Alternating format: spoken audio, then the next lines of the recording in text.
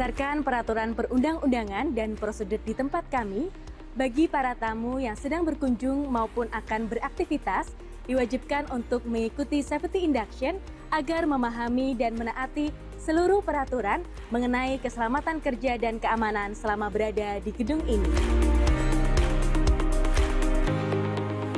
Saat ini Anda berada di gedung bertingkat lantai 2 Gerah Sabah Pramana Universitas Gadjah Mada. Perlu kami sampaikan bahwa hari ini tidak ada latihan khusus untuk keadaan darurat. Jadi, apabila terjadi keadaan darurat seperti gempa bumi atau kebakaran, dimohon untuk tidak panik dan ikuti petunjuk evakuasi sebagai berikut.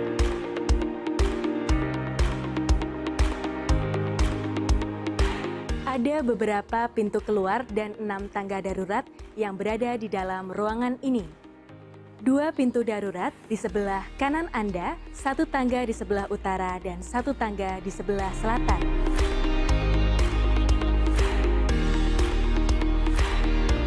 Dua pintu darurat di sebelah kiri Anda, 1 tangga di sebelah utara, dan 1 tangga di sebelah selatan. 1 pintu keluar dan tangga darurat di pintu utama, 1 tangga darurat di belakang panggung ini.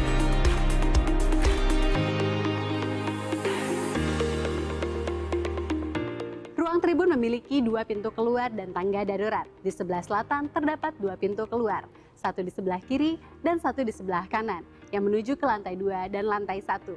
Bagi Anda yang berada di tribun sebelah kanan, silakan keluar melalui pintu sebelah kanan.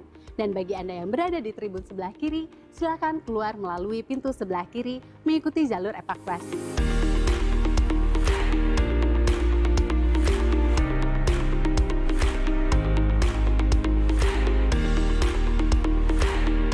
Terdapat lift di dalam ruangan ini, namun kami mohon untuk tidak menggunakannya di saat terjadi keadaan darurat, karena lift akan berhenti secara otomatis ketika alarm berbunyi. Silakan Anda keluar dengan tertib dengan melalui tangga-tangga yang tersedia, dengan mengikuti jalur evakuasi untuk menuju ke titik kumpul atau meeting point yang berada di area terbuka di sekitar gedung ini.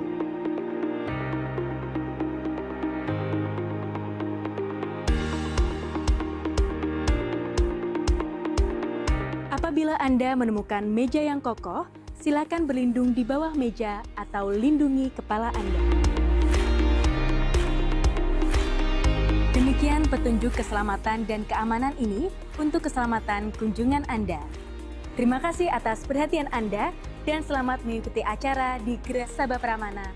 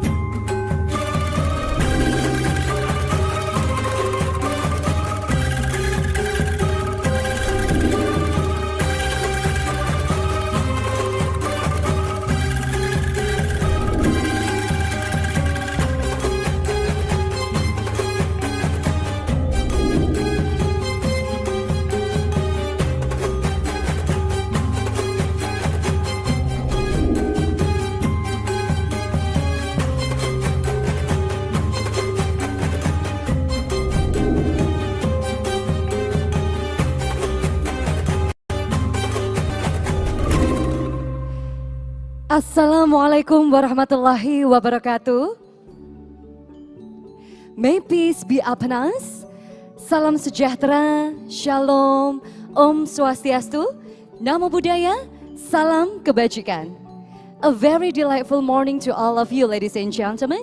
We would like to welcome everyone to Universitas Gadjah Mada, Yogyakarta, and welcome to Road to the 10th World Water Forum 2024 Sustainable Water Finance Subtheme, third workshop, secure and increase funding for basic access to safe water and sanitation for all at all scales. May I have your energy? May I have your big round of applause to warm up our special morning? Thank you for your energy. My name is Riri Sulistiawati. It's such an honor for me to be here as your master of ceremony. Ladies and gentlemen, allow us to extend our gratitude to specially welcome the Vice Rector for Planning, Assets and Information System of Universitas Gadjah Mada, Mr. Arif Setiawan Budi Nugroho. Thank you for joining us. We would like also to welcome Vice Chairman of Program and Station, 10th World Water Forum 2024, Mr. Ari Setiadi Murwanto. Thank you for coming. We do have Senior Water and Sanitation Specialist World Bank, Mrs. Irma Magdalena Setiono. Director for Housing and Settlement, Ministry of National Development Planning, National Development Planning Agency, who join us online, Mrs. Tri Dewi Virgianti. Water Resources Specialist in Southeast Asia Department, Asian Development Bank, Ms. Junko Sagara. We do have Operation Director, Southeast Asia of Water.org, Mr. Don Johnson. President Director of PT Air Bersih Jakarta, Mr. Albano Rangkuti. Mrs. Intan Supraba as Head of Sanitation and Environmental Engineering Laboratory, Department of Civil and Environmental Engineering from Faculty of Engineering, Universitas Gadjah Mada. Thank you for joining us. We do have Director of Water Resources Financing, Mr. Arfi Argiantoro. Terima kasih. Director of Settlement Infrastructure Financing Implementation, Mrs. Meike Kencana Wulan Martawijaya. And of course, we would like to welcome all of our respected speakers and participants. And also we would love to thanks to Moya Clear Water for Better Living for the support of this event. Thank you, Moya. Excellencies, dignitaries, ladies and gentlemen, starting this remarkable event, we would like to kindly ask you to please rise for the national anthem of the Republic of Indonesia, Indonesia Raya.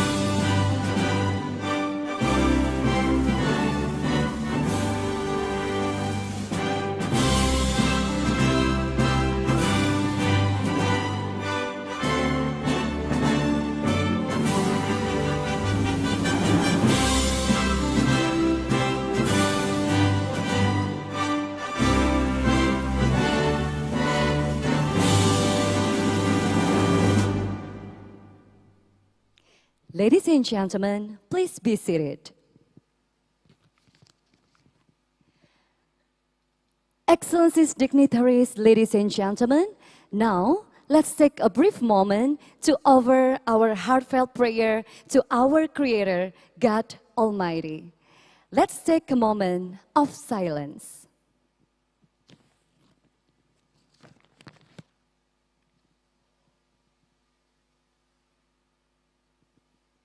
Thank you. Ladies and gentlemen, now let's all come together and witness a captivating video teaser showcasing the upcoming World Water Forum 2024. World Water Forum merupakan forum internasional terbesar di dunia yang membahas isu dan solusi global terkait air yang diselenggarakan setiap 3 tahun sekali. Indonesia menjadi tuan rumah World Water Forum ke-10 yang dilaksanakan pada tanggal 18 hingga 24 Mei 2024 di Bali dengan mengusung tema Water for Shared Prosperity. World Water Forum ke-10 menjadi ajang para pemangku kepentingan dari berbagai negara untuk berbagi pengalaman dan inovasi dalam merespon berbagai tantangan pengelolaan air secara global. Pada forum tersebut diselenggarakan 3 proses forum yang saling berkaitan, yaitu political process, regional process, dan thematic process. Pada setiap proses forum, semua pemangku kepentingan akan mengembangkan rencana aksi dan mengimplementasikannya untuk masalah yang diidentifikasi berdasarkan subtema yang dibahas. Direktorat Jenderal Pembiayaan Infrastruktur Pekerjaan Umum dan Perumahan, Kementerian Pekerjaan Umum dan Perumahan Rakyat menjadi bagian pada subtema Sustainable Water Finance untuk mengelaborasi pendekatan pembiayaan air yang inovatif, berkelanjutan, dan efektif dalam rangka mewujudkan penyediaan air yang memadai dan merata bagi semua. Selama ini, infrastruktur sektor air sangat bergantung pada pendanaan publik dan sulit untuk mendapatkan pendanaan dari sektor swasta. Hal ini terutama disebabkan proyek infrastruktur air umumnya tidak menghasilkan revenue dan memerlukan investasi yang besar di awal. Pembiayaan air yang berkelanjutan menjadi isu mendasar untuk memastikan ketahanan air guna mencapai target Sustainable Development Goal. World Water Forum ke-10 merupakan momentum penting bagi seluruh pemangku kepentingan untuk terus berkolaborasi serta menemukan ide-ide dan solusi terbaik guna mewujudkan ketersediaan air yang berkelanjutan untuk semua. Ladies and gentlemen, let's bring out our energy, our support for the 10th World Water Forum 2024. Thank you. Now, to commence our event today, we are delighted to invite the Vice Rector for Planning, Assets and Information System of Universitas Gadjah Mada to deliver the welcoming speech. Please welcome to the stage Mr. Arif Setiawan Budi Nugroho.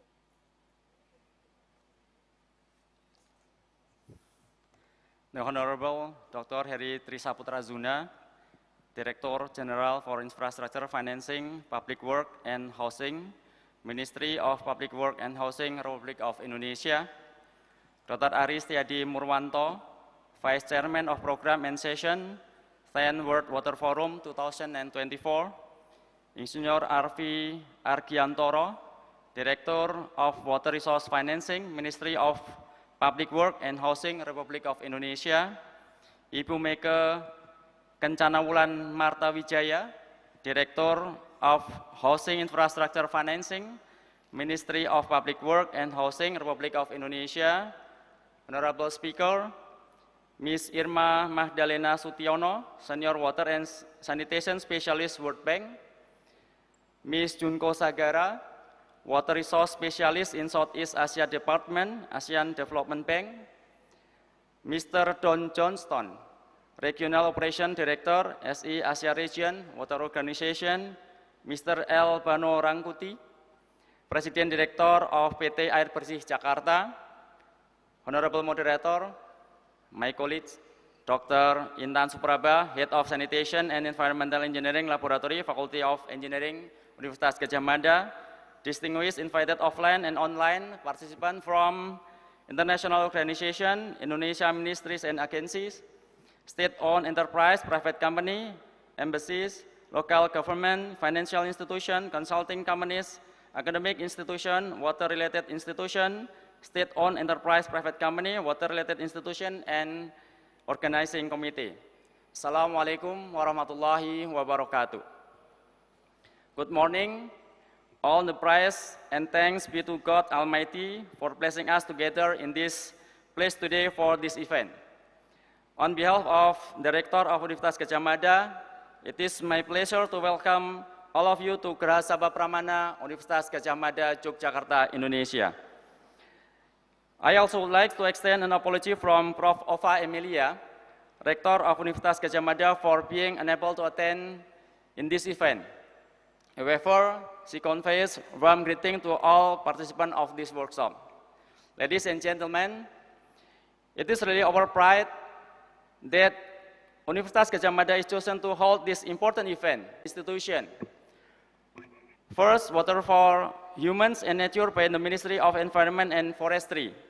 Second, Water Security and Prosperity by the Disaster Management Capacity of the National Agency for Disaster Management.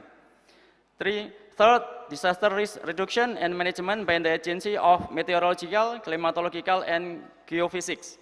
Fourth, Cooperation and Hydro Diplomacy by the Coordinating Ministry for the Economy. Fifth, Water and Innovation Finance by the Ministry of Public Work and Housing. And sixth, Knowledge and Technology by the National Research and Innovation Agency. That forum is expected to produce concrete results in water for the welfare of the world community. Today's event, the third workshop on secure and increased funding for basic access to safe water and sanitation for all at all scales. Sustainable Water Finance Subteam is one of the many steps of excellent preparation held by the Ministry of Public Work and Housing to the 10th World agenda, which is the token of appreciation. So we would like to invite Mr. Ari Setiadi Murwanto along with Mrs. Meike Kencana Wulan Martawijaya to please join us on the stage to hand over the token appreciation.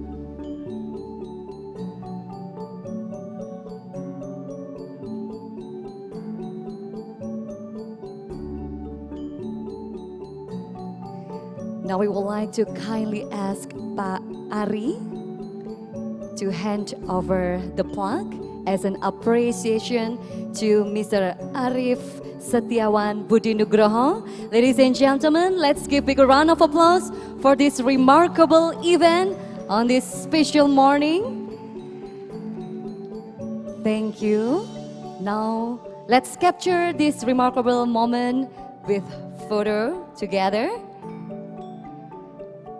Please give your best smile, Bapak dan Ibu. All right, bigger smile please. On 3, 2, and 1. Thank you. Terima kasih. Matur nuwun. Please return to your seat. Ladies and gentlemen, now we would like to kindly ask you to please pay attention to the screen as we're proceeding to the next agenda, which is the opening remarks that will be delivered by the Director General of Infrastructure Financing for Public Works and Housing, Ministry of Public Works and Public Housing of the Republic of Indonesia. Ladies and gentlemen, here we present to you Mr. Heri Trisaputra Zuna.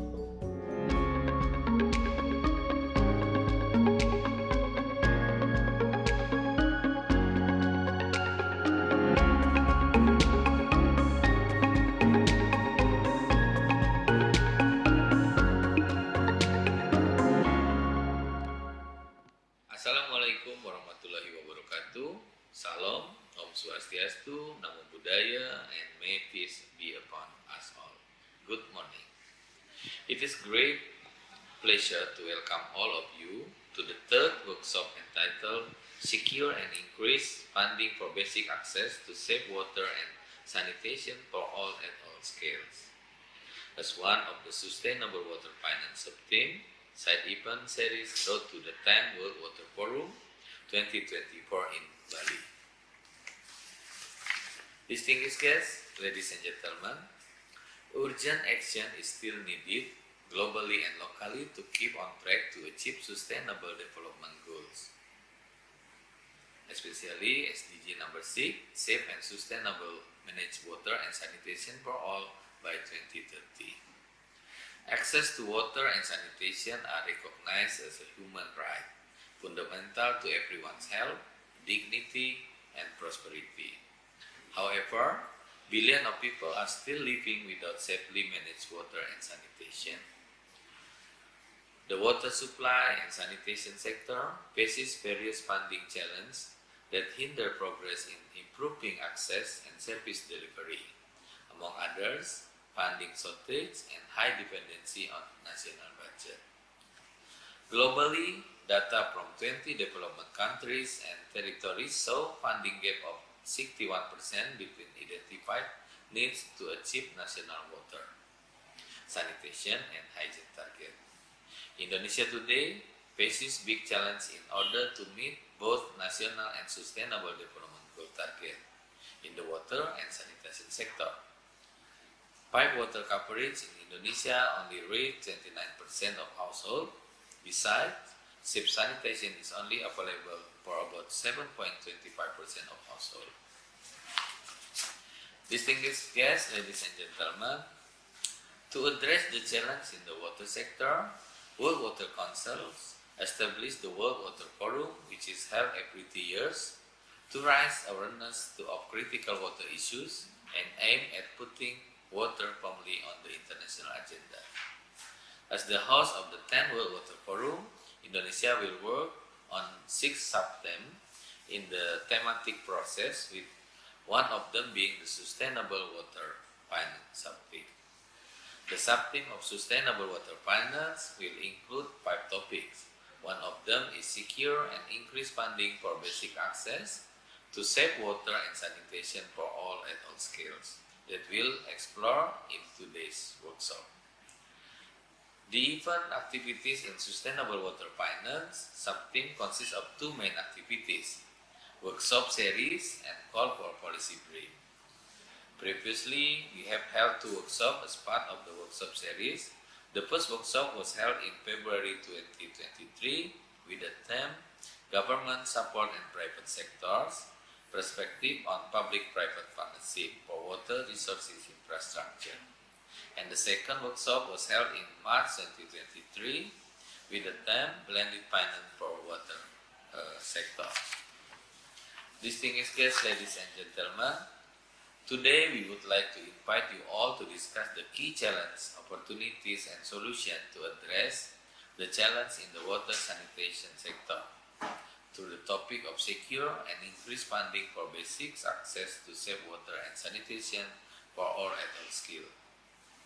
For all means that the water and sanitation should be accessible and safely managed to all sectors, should be available in all scales of services, from cross-region, urban area, and most importantly, in small-scale community-based water and sanitation. Through this workshop, we expect that to identify the key issue as the input position in the main event of the 10th World Water Forum. Distinguished guests, ladies and gentlemen, today we would like to invite you all to discuss the key challenges, opportunities, and solutions to address the challenge in the water and sanitation sector through the topic of secure and increased funding for basic access to safe water and sanitation for all at all scales. For all means that water and sanitation should be accessible and safely managed to all, while all scales mean that the water sector should be available in all scales of services, from cross-region, urban areas, and most importantly, in small-scale community-based water and sanitation. Through this workshop, we expect to identify the key issues as the input for session in the main event of the 10th World Water Forum. Distinguished guests, ladies and gentlemen, I would like to express my gratitude and appreciation to all distinguished speakers and guests, and also to our sponsors, our knowledge partners, and especially to Gajah Mada University for facilitating our event today. To close my remarks, I will also take this opportunity to invite all of you to engage in sustainable water finance sub-theme series events. Thank you, and I wish you all a fruitful discussion. Wassalamualaikum warahmatullahi wabarakatuh.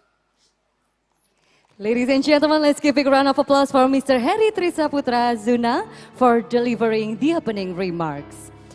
Now, we would like you to join us to witness a captivating video, Visit World Water Forum 2024. Please enjoy.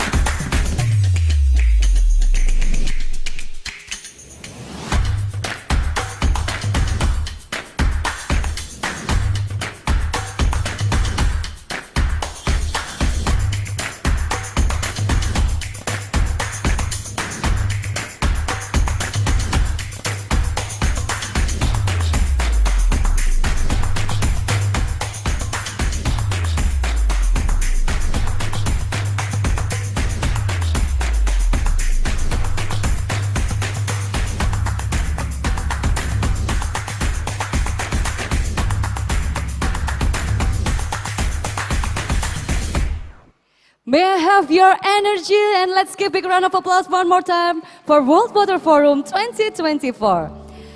Now to give us more insight and introduction about World Water Forum 2024, we would like to invite Mr. Ari Setiadi Murwanto, the Vice Chairman of Program and Session 10th World Water Forum 2024, to please get on the stage, and the stage is yours.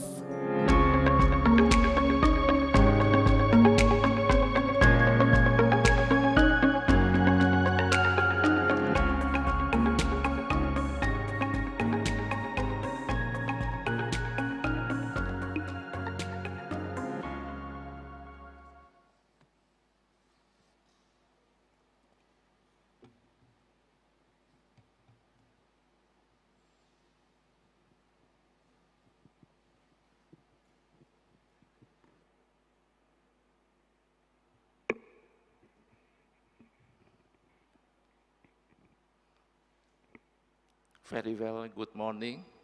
Assalamualaikum warahmatullahi wabarakatuh. Excellencies, distinguished speaker, guests, ladies and gentlemen,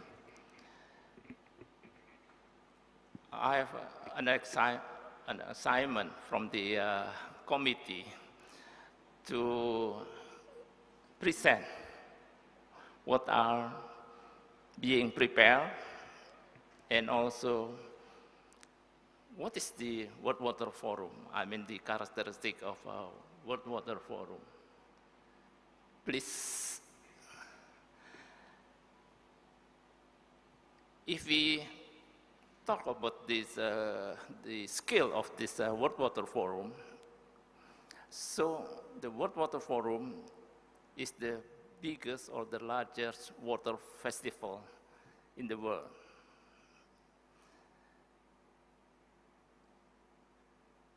It will deal with the politicians, all the stakeholders, practitioners, academia. It is complete, it is a forum.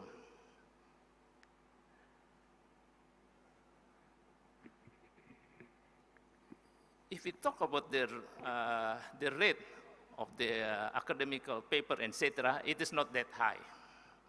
Yeah. because it is a forum. And then all the decision or the agreement, it is not binding. It's different with the decision of the United Nations, for example. But all the stakeholders come along, negotiate, yeah, and they have a commitment, very high commitment to whatever we decide on the forum. If we see in this slide, there is 3 processes that link each other. Yeah, there is a political process, and then there is a thematic process, and also the regional process. They link each other, support each other to achieve, as mentioned before by the Pak DG, our main theme is about water for shared prosperity. Why? We include political process. Water is politics, ladies and gentlemen.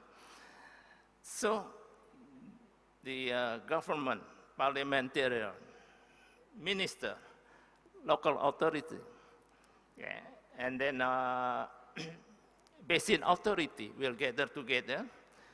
Yeah, we try to push, yeah, to develop political agenda to be prioritized and make commitment from war, yeah, that we have to discuss. So it depends upon the thematic process. Yeah, in the thematic process, yeah, like we are here together, we try together all global multi-stakeholder, and then we try to develop action plan and facilitate the implementation of the action plan. And this is mobilizing various organizations and experts to have concrete and practical solutions to imminent water issues and identified during the process associated with its sub-themes and topic. For this purpose, the Director General of Public Works, Infrastructure Finance, make a roadshow from ITB, now go to Gajah Mada, etc., to mobilize all the experts, and together, what's the idea, etc., dealing about the water. And then, what is regional processes?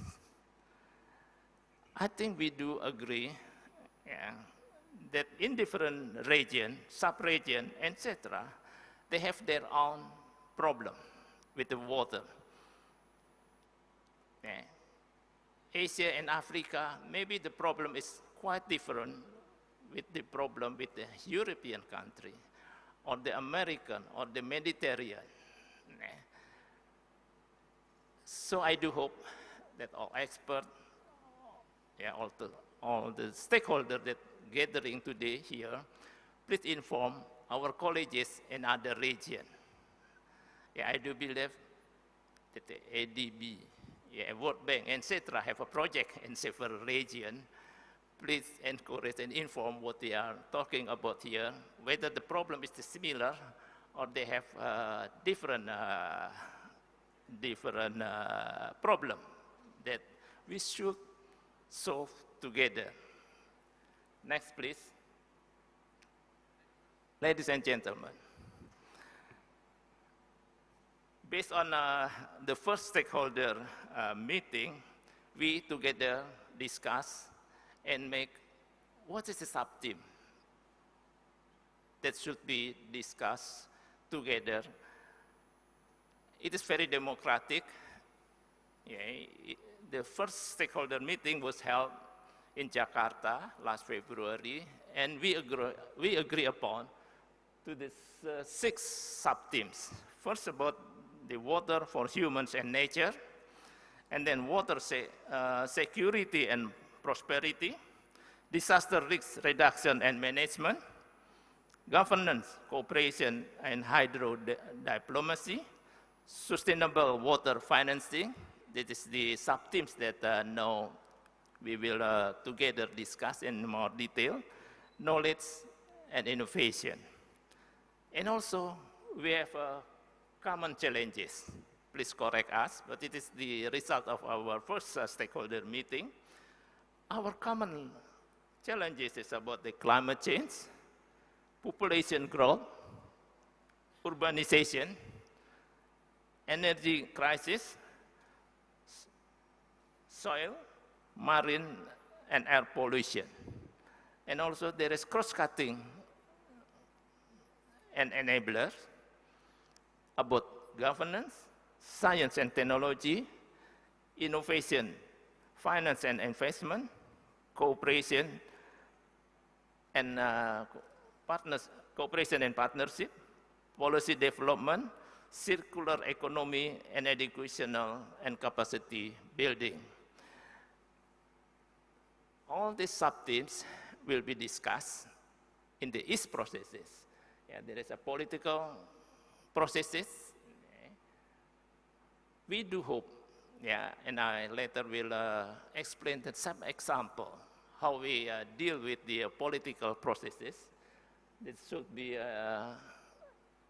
managed, and we do hope that many head of the states, minister, and parliamentarian, yeah, local authority and basin authorities will join us. Yeah. But please remember, but the decision is not binding.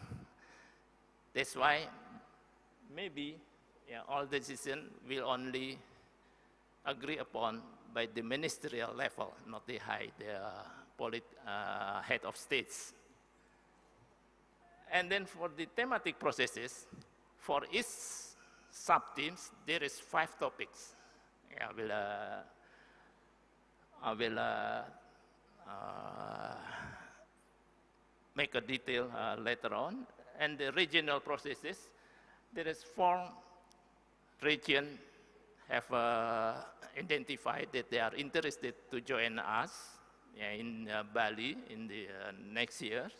There is Asia Pacific region, Mediterranean, American, and Central Asia. One special thing, ladies and gentlemen, normally all the host countries have 3 years to prepare. But for Indonesia, it's quite different. They only give us 2 years to prepare everything. So we have to work very hard to prepare everything. Yes, some people say that it is too ambitious, but we do believe together we can achieve that target. Next, please. This is the topic for each sub-themes. It is for the water prosperity, and then water for human and nature. For example, I will give some example about the conservation and restoration of the freshwater ecosystem and biodiversity. And then there is a topic for the disaster reduction and management. Next, please. About the governance, cooperation, and hydro-diplomacy, there is 5 topics, the same, but I just also surprised. There is many agencies and country very put some interest in interested in about the international collaboration at all levels to include the transboundary and cross-border cooperation. It is very important. For example, the Egypt, they have some problem, because the upstream water coming from from another country, so they are afraid. They want we try to develop some agreement. Of course, the decision is will be taken in the General Assembly of the United Nations, but we have to sit together and to discuss about this thing. And today, we will discuss about sustainable water finance, and it is also the sub-theme number 6 about the knowledge and innovation. Yeah, I will try to make some example for the several topic. Next, please. For example, ladies and gentlemen, under the umbrella of the UNESCO and UN ECI, there is initiation to manage the cross transboundary river, ladies and gentlemen. Yeah. And then it is closely related with our topic. That's why they start to discuss, and then we'll finalize the result and present it in the 10 World Water Forum in Bali. So the initiation starts from now, and we don't have to start from scratch. Yeah. I do believe all of you have some network and know some information about what is going on in the world. Can we emphasize, put something to speed up so we can discuss it later on in Bali? It is the idea. For example, it is about the transboundary river, how to manage, how to share the data. For example, we have transboundary river with the Timor-Leste and with Brunei. Yeah, we try to work together. Yeah. Hopefully, we can show what is the result and present it in the World Water Forum. Next, please. Ladies and gentlemen, it is another example. I mentioned before that water is politics. In 1955, we conduct Asia Pacific Conference. It's a long time ago. The circumstances is quite different. But we have a common water issues related to health, sustainable development, climate change, resilience, the environment, borderless cooperation, etc. Even the circumstances is quite different, but the spirit is the same. That's why the Minister of Public Works and Housing has announced that the Bandung spirit will be at the very center of the 10th World Water Forum in 2024, not only as philosophical base, but as a conceptual foundation of the forum. That's why the minister has declared that during the World Water Forum, there is a special event.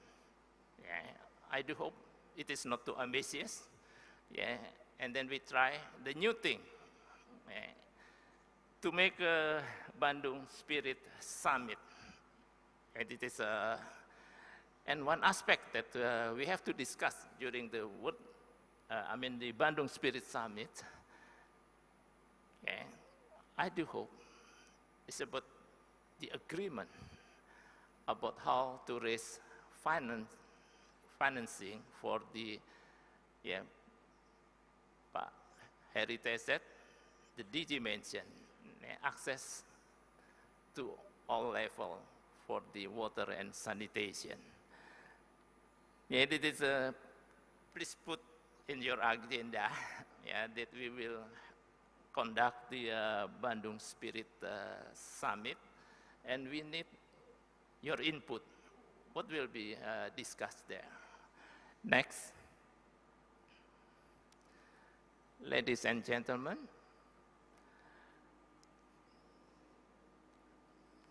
lake and reservoir is very important for climate change adaptation, to manage shortage of water, to reduce the flood peak, the peak of the flood, etc., and also for the biodiversity. During the UN 2023 Water Conference, there is a group led by the Indonesia to raise the importance of lakes and reservoir. And we will push up, we have support from Japan government. We try to decide the World Lake Days. Of course, the decision is not during the forum, but the final discussion is during the forum next year. The decision will be taken within the UN General Assembly resolution. It is some example how we can push everything to give some input for the United Nations General Assembly. So it is closely related with the topic B of the sub-team 2, ladies and gentlemen. Next, please. Okay, now about the regional process. We try to encourage that each region will discuss at least 3 topics. We have 6 sub-teams. Each sub-teams have 5 topics, so it means that there is 30 topics. And we try to encourage each region to discuss in detail about 3 topics, at least. I do hope, here, please use your network, try to encourage another region to discuss it. Why? For example, if we want to raise about the endowment fund for climate change adaptation, etc., it is difficult to have some decision or resolution if only raised by Indonesian or the Asia-Pacific region. We need a support for another, from the another region. So not only the topic of the thematic, but how we can make it, scale it up to have some support and agreement between the people in the world, because water is politics and water is everybody business. And then there's also regional process commission, side event, and also there is some sub-region session for that. Next, please. Ladies and gentlemen, as I mentioned before, for each sub-teams, there is 5 topics, and for each topic, there is 3 sessions. So in this meeting, we do hope we can discuss and decide, at least propose, what kind of session that we would like to discuss later on during the session. And then for each topic must be managed by a coordinator. Indonesia hopes that 15% of the coordinators should be Indonesian, because it is held in Indonesian. But this meeting is a bit late because the call of interest has been closed on the 1st of July. And the 5th of July, we will discuss and decide for the each coordinator, a topic coordinator. And then the topic coordinator will choose the sub-team coordinator. But I do hope that many or some of you have shown your interest by entering the website, by showing and registered in the website. So this is how we manage the main team, sub-teams, topics, and also session and political processes and regional processes. And we do hope that we can have some different new thing. For example, the Minister of Public Works Housing has announced that there is a Bandung Spirit Summit. The spirit is the same, even the circumstances of the issue is quite different. Next, please. This is the agenda. All the result of today's discussion will be discussed in the second stakeholder meeting, and on the 12th and 13th of October in Bali. I do hope that can the agenda, I mean the issue and what it will be discussed in the for the topic, and who will speak. Because we need what you call it, the person who can guide the audience to discuss, etc. Please choose it among us. I do believe all of you are the expert and know the customer need in water resources. And also this is the word agenda that we will use. For example, if you have something to say for another region, we will use. For example, this in August, there is a Stockholm World Water Week, etc. And it's a Mediterranean Water Forum, etc. And last Tuesday, we in Spain gathered with the Mediterranean Water Forum representative, and we agree upon that we will support each other. Next, please. I do hope it is the last slide. Okay, if you have any question, please visit our website. Thank you very much. Thank you, Mr. Ari. What an insightful introduction. Please remain on the stage as we're going to capture this remarkable moment. So we would like to invite to join us on the stage to Mr. Arif Setiawan Budi Nugroho. Please join us on the stage, Bapak. Also, Miss Junko Sagara, Mr. Dan Johnston, Mr. Bano Rangkuti, Mrs. Intan Supraba, Mr. Arfi Argiantoro, and also Mrs. Meike Kencana Wulan Marta Wijaya.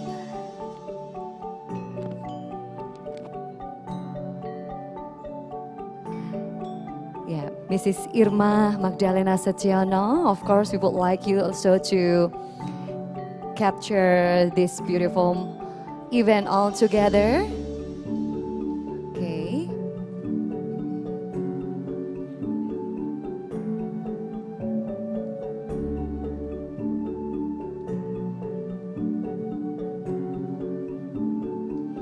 Yeah, we will manage for the best position.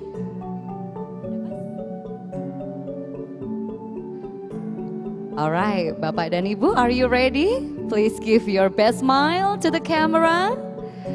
Okay, on 3, 2, 1. Bigger smile, please, everyone. Right. 3, 2, and 1. Thank you. Let's give a round of applause to this remarkable event. Thank you, ladies and gentlemen. Ya, you may return to your seat. Terima kasih, matur nuwun, Bapak dan Ibu.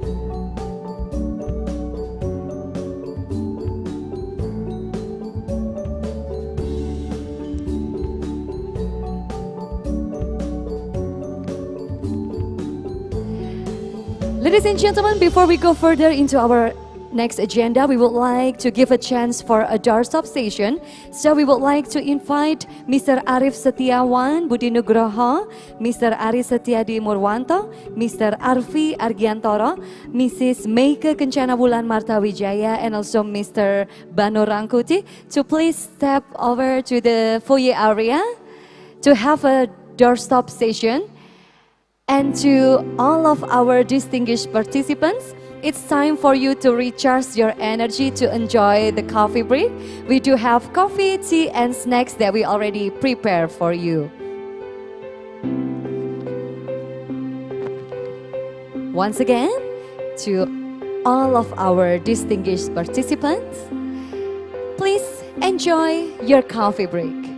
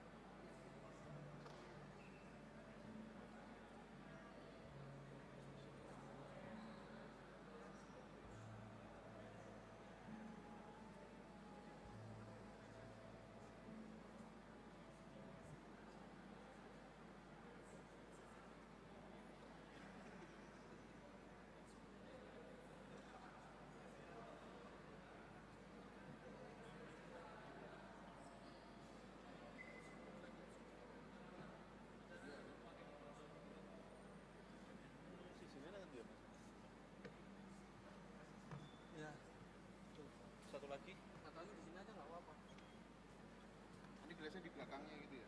Iya. Berarti kira-kira butuh 1, 2, 3. Di sini itu biasanya di depan. 1, 2, 3, 4, 5 ya. Oke. Siap.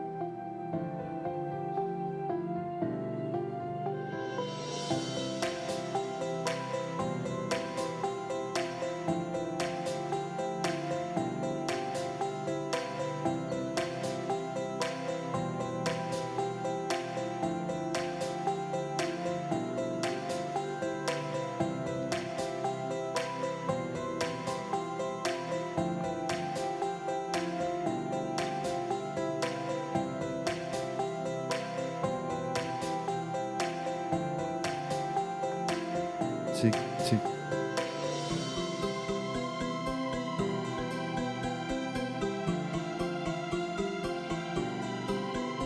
Cik, cik.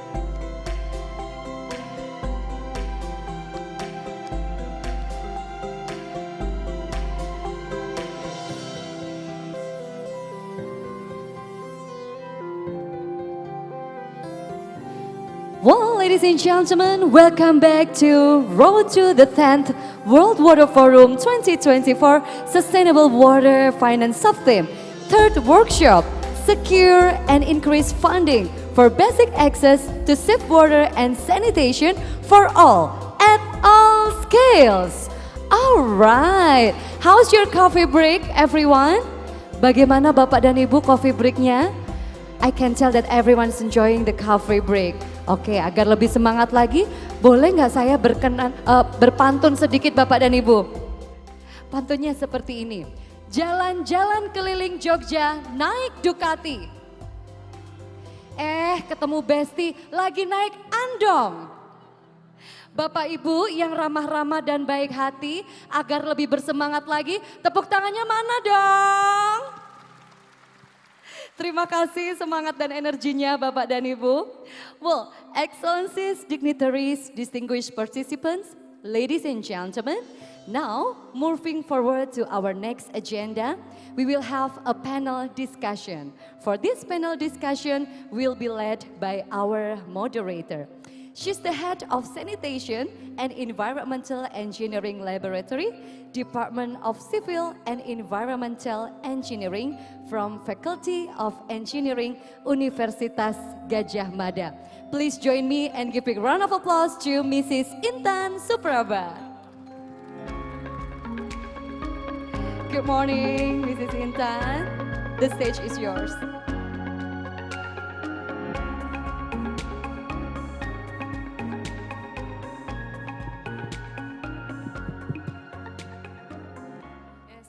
Hello, good morning everyone. Yeah, it is nice to be here. I hope all of you are in the good condition. So now it is the time for the panel session. So the first panelist, I would like to invite Mrs. Irma Magdalena Setiono. So Mrs. Irma Magdalena Setiono is a senior water supply and sanitation specialist, water global practice of the World Bank based in Indonesia country office. So she holds a bachelor degree of environmental engineering from Bandung Institute of Technology Indonesia and master degree in water and environmental engineering from University of Surrey, United Kingdom. She has more than 20 years of experience working in the water sector, and since joining the World Bank in 2009, she has been leading preparation and implementation of World Bank operation in water supply and sanitation infrastructure development projects, advisory policy development, technical assistance, and capacity building programs, as well as providing cross support for projects on urban development, disaster risk management, and tourism development. And she recently led the completion of the PAMSIMAS, World Bank's larger community-based rural water and sanitation program. And she is currently leading the implementation of the Indonesia National Urban Water Supply Project that includes incentive-based structure to support local government and water utilities in improving their performance and credit worthiness and accessing non-public financing. So for Mrs. Irma Magdalena Setiono, please kindly welcome to the stage.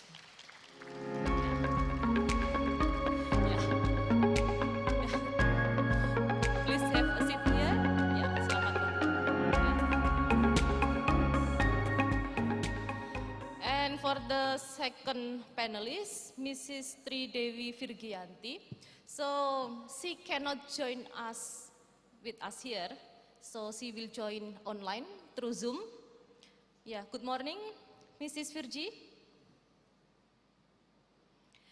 Yeah, so Mrs. Virgi obtained her bachelor degree in environmental engineering from Bandung Institute of Technology Indonesia in the year 1995. She graduated with master degree in environmental management and development from Australian National University.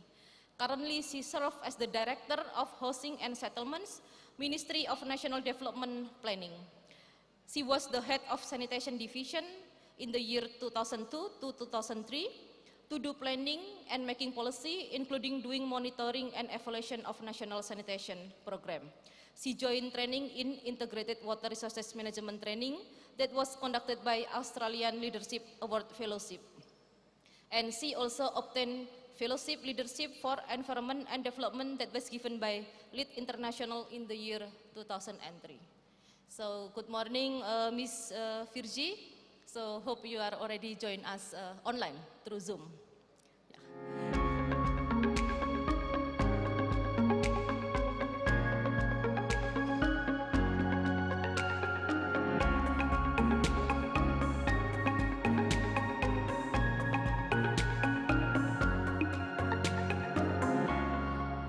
And for the third panelist, already joined us here, Mrs. Junko Sagara. She is a water resources specialist in environment, natural resources and agriculture division of the Southeast Asia Department of the Asian Development Bank. She joined ADB in 2019 and is based in the Indonesia Resident Mission since November 2022. She works on water resources management project in Indonesia and other Southeast Asian countries. Prior to joining ADB, Ms. Junko worked with a Japanese engineering consulting firm for over 14 years, and she holds a bachelor degree in civil engineering from McGill University in Canada, and master degree in civil and environmental engineering from MIT. Ohayo gozaimasu. Yeah, please have a seat. Yeah, thank you.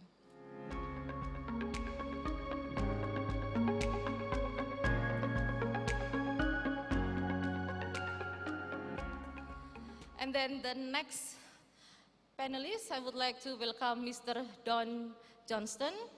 So Mr. Don obtained USA Presidential Scholar, National Merit Scholar in 1981 and obtained his bachelor degree with honors in Economic and Mathematics from Baylor University in June 1985. He also obtained Level 5 Banking Risk Management Certificate in the year 2016. He already has more than 30 years experience in micro and small and medium enterprise finance. Currently, he serves as the Water.org Senior Operation Director in Indonesia since April 2021 and also act as Regional Operation Director for Southeast Asia in partnership with Water.org New Sea Regional Director. And prior joining the Water.org, he had served for 14 years as advisor and the head of the Harvard University Microbanking Advisory Team at Bank Rakyat Indonesia, a pioneer in microfinance globally. So for Mr. Don Johnston, please welcome to the stage. Yeah, thank you very much.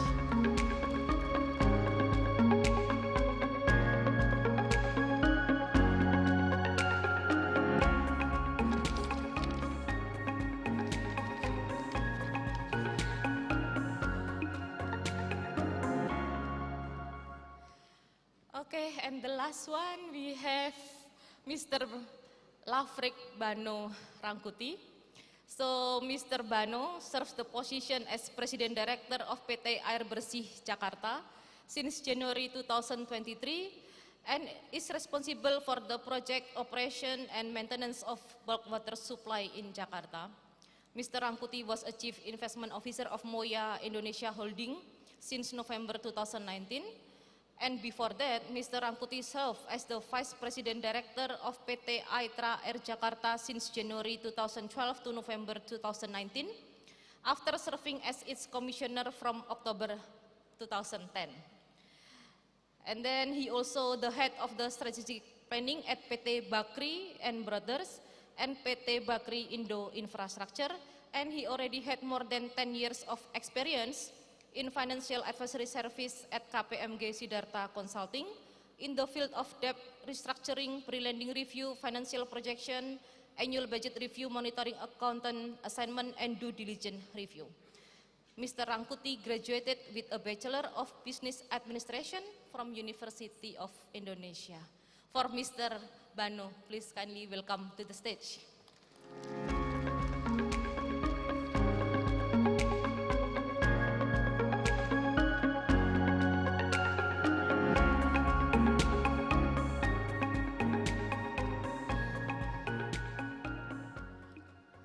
Yes, so all of the panelists are already here.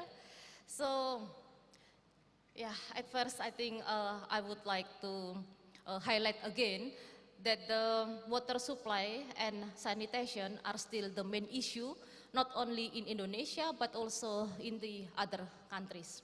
So I think the sixth goal of the Sustainable Development Goals is still a challenge. Yeah.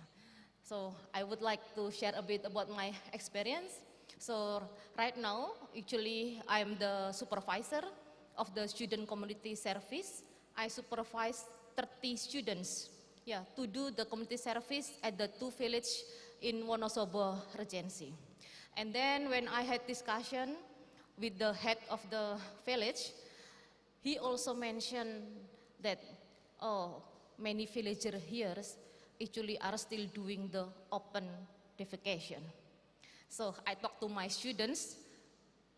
Now is the year 2023, but there are still many people who are doing open defecation, like believe me or not.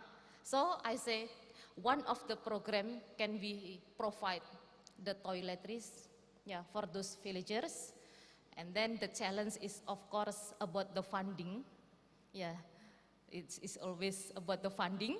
So I talked to the student coordinator, please make a letter, and then we try to get the support, like from the health agency in Indonesia, and also the corporate social responsibility, from the companies in the Wonosobo Regency. That is about the sanitation. And then right now, I'm also supervising a master student to do research about rainwater harvesting at Gunung Kidul Regency. As we know, especially the Indonesian, know that actually Gunung Kidul Regency is still having the water crisis. Actually the villager at the Gunung Kidul Regency, they already have like the system to collect the rainwater. And that system is really huge. It's really big, like we have the well but above ground. But the problem, it is still not enough. So in terms of the quantity, it is still not enough. They collect the rainwater during the rain season, and then they want to use it during the dry season.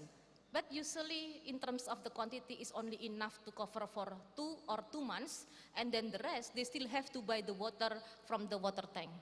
And to get the water, to buy the water, they have to sell like the cow or the goat. It's like, actually. So I talked to my student, for your research, how we can improve, this rainwater harvesting, not only in terms of quantity, but also quality. Because I think the villagers did not check, actually the rainwater that they collected is actually already fulfill the water quality criteria or not. So I asked him that later you focus on the water quality and also know the correlation with the land use and also the type of the roof.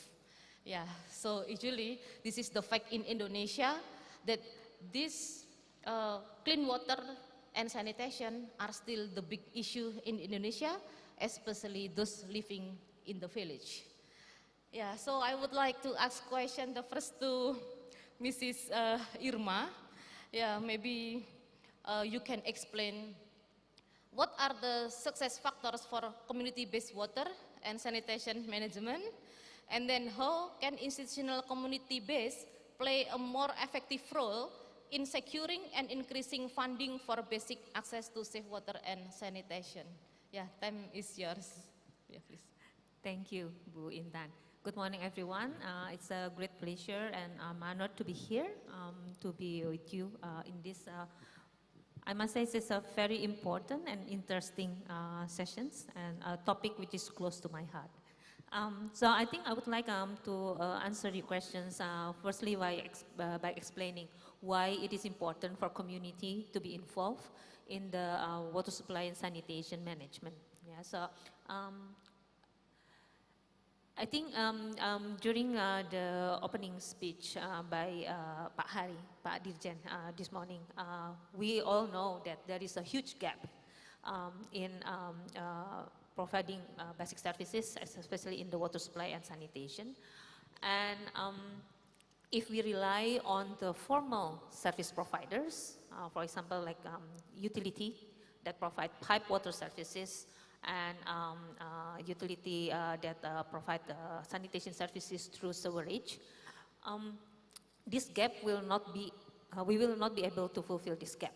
Yeah, because as you may know, there are certain types of communities that cannot be served by these formal utilities, right? If we talk about population in urban areas, there are always households living in slums, for example, or living in the houses that are not belong to them. So for this type of communities, it is difficult for them to get connected to the formal services. For example, in Indonesia, to be able to be PDIM customers, you have to fulfill certain criteria, right? You have to have some legal basis, and you have to show that you own the property, then you can connect. You can be the customers. But people living in slum areas, usually they stay in the property that are not belong to them, right? So this is where actually a room, an opportunity for community to play a key role in providing services as a supplementary service providers.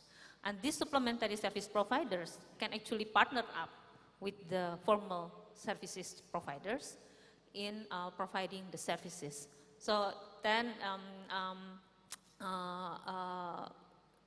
these organizations, the formal and informal organization, can work together in providing services, providing the inclusive services, connecting everyone through different type of services models, right? And you asked about what are key factors that help community-based water supply and sanitation to be sustainable and successful. Actually, we can look into, there are 4 factors that that is important to make sure these community-based systems are successful and sustainable. It is actually not different, not much different than the formal service providers. So they need to be supported by a clear and robust policy framework that acknowledge them and include them in the national or local government water policy and strategies. And this policy also should acknowledge the roles of these community-based organizations in achieving the targets, right? So that's the first one. The second aspect is from the institutional arrangement. Again, this is related also with the policy. There should be a clear institutional arrangement that give a clear delineation between the service area that can be provided service by formal utility, for example, and the areas that will be served by community-based organizations.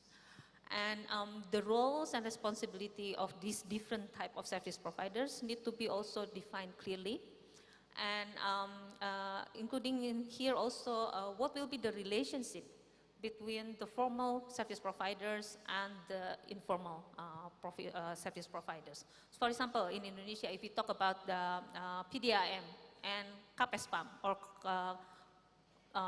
the one that manage the community-based water systems, right?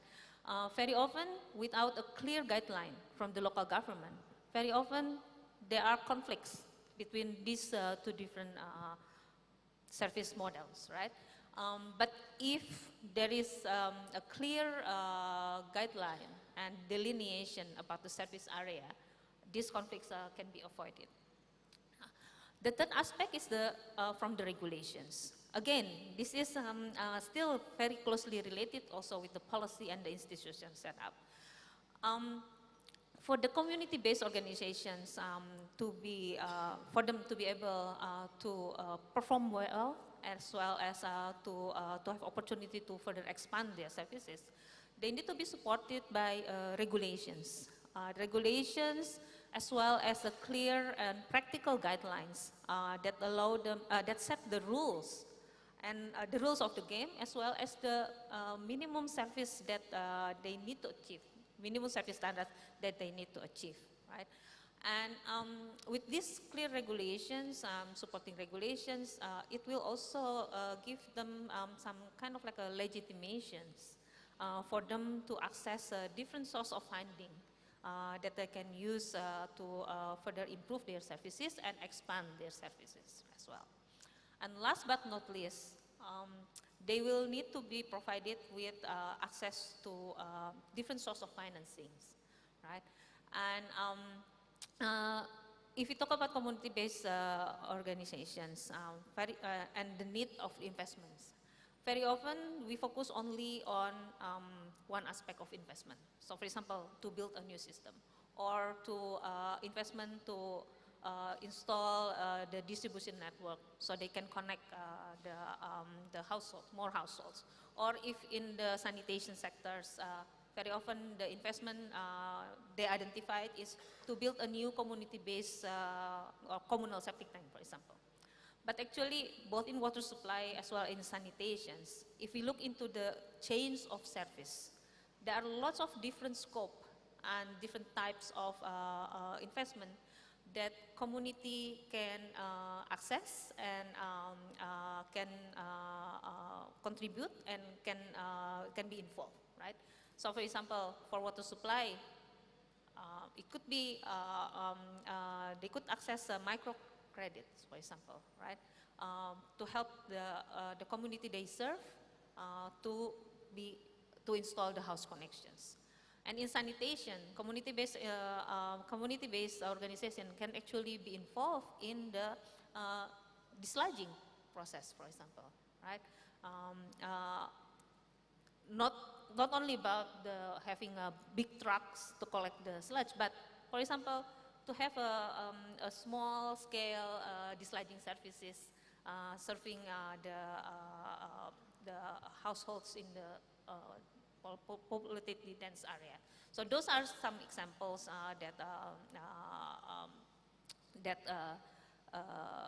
activities that community-based organization can be involved. And yeah, so for these community-based organizations, they need to be supportive by the combination of this policy, institutions, regulations, and these three policy, institution, and regulations to support also the financing aspect of that. Okay, thank you very much for your explanation. So I think now I would like to ask question to the second panelist, to Mrs. Virgie, that joined us online. Hello, Mrs. Virgie. Yeah. Hello. Can you hear my voice? Yes, yes, I can hear you. Can you hear me? Hello? Hello? Can you hear me? Yeah, Hello? actually, I cannot really hear the voice. Maybe the computer can help. Okay, while waiting, and then I think I will move to Mrs. Junko first. Hello, Mrs. Junko. Yeah, you already have the experience in the public-private partnership, previously Mrs. Irma also mentioned about the funding, yeah, and especially for those informal water providers, yeah. And then I think I'm glad to ask you, what will be the main difference, yeah, between the small scale public-private partnership projects compared to the regular PPP, especially in the water and sanitation sector? And then can you provide us the best practice and lesson learned in developing small scale public-private partnership in water and sanitation sector? Yeah, thank you. Thank you very much. And thank you very much for this opportunity. And I'm very honored and pleased to be on this stage. Sorry, before I start responding to the question, actually 20 years ago, I was a secretariat member for the Third World Water Forum that was held in Japan. And thank you. So it feels very special to be here in this workshop in preparation for the 10th World Water Forum. And I also feel like I'm destined to be assigned in Indonesia at this opportunity when the 10th World Water Forum will be held. So thank you very much. And I know how much effort goes in organizing these events. So I'd like to thank very much the organizers as well. Thank you. Thank you. And I'd like to also confess that I am actually not a PPP specialist. Sorry, I work on the water resource sector, but work mostly on the sovereign operations. But today, I would like to share some information about what ADB is working on or is trying to do, especially in the PPP area in the water sector. So as everyone knows, I think we still have a lot of work that needs to be done in ensuring reliable and safe water supply and sanitation for all. And there is a huge financing gap in meeting the targets that we are aiming to achieve. And given the infrastructure service gap that's existing, there is a need to fill that gap quickly and also efficiently and effectively. And private sector participation is crucial in filling those gaps. Between 2010 and 2019, in Asia, however, the PPP projects that have been implemented only worth $12.6 billion, and most of it is in PRC. And during that period, most of the PPPs in Asia have focused on more upstream works like bulk water supply and water treatment, whereas in some other regions, like in Latin America, more have gone into PPP projects in the distribution systems. There are a spectrum of public-private partnership in the water sector and can take various forms. And, but traditionally, I think the PPP projects in water sector have focused on large-scale, complex, concession model type of projects, which are quite impactful, but often very difficult to implement and also takes a long time to prepare and require lots of involvement and of the central government support. And in the post-2008 financial crisis and also in the post-COVID world, I think it is becoming more difficult to have such large-scale PPP projects to be implemented and also increased in the accelerating the implementation. And I guess to supplement that, what we are proposing or promoting is the small-scale public-private partnership type of project. And in the case of Indonesia as well, looking at this country, it's no exception. And safe and reliable water supply and sanitation services are still lacking in many areas of the country. And it is also the case in Indonesia that the traditional PPPs in the water sector, with a very large scale and also heavy central government support, it's been requiring many years for preparation, and also only few have reached implementation. And looking at the existing landscape of water sector, especially in the water supply, there are many stakeholders, there are many layers of work that are ongoing. For example, in the central government, is developing the upstream works, providing raw water supply and water production systems. And the midstream, like the distribution, often the responsibility of provincial and regencies or city governments. And then at the downstream, there are the water utilities or PDAMs who are supplying water on the ground to the households. And in looking at the current situation, and in many areas of the country, I think the central government has done quite a lot in providing those upstream infrastructure. However, there are some idle capacities in the raw water treatments. And in the distribution systems, there's an issue of the high, the non-revenue water rates. And at the very downstream side of the water supply, there are not enough house connections, and there is lack of financing to deliver those water to the people and the households. So given this infrastructure service gap, I will get to the small scale PPP. We consider that it can offer potential to expand services to the underserved areas where existing public utilities or the water utilities are struggling to reach.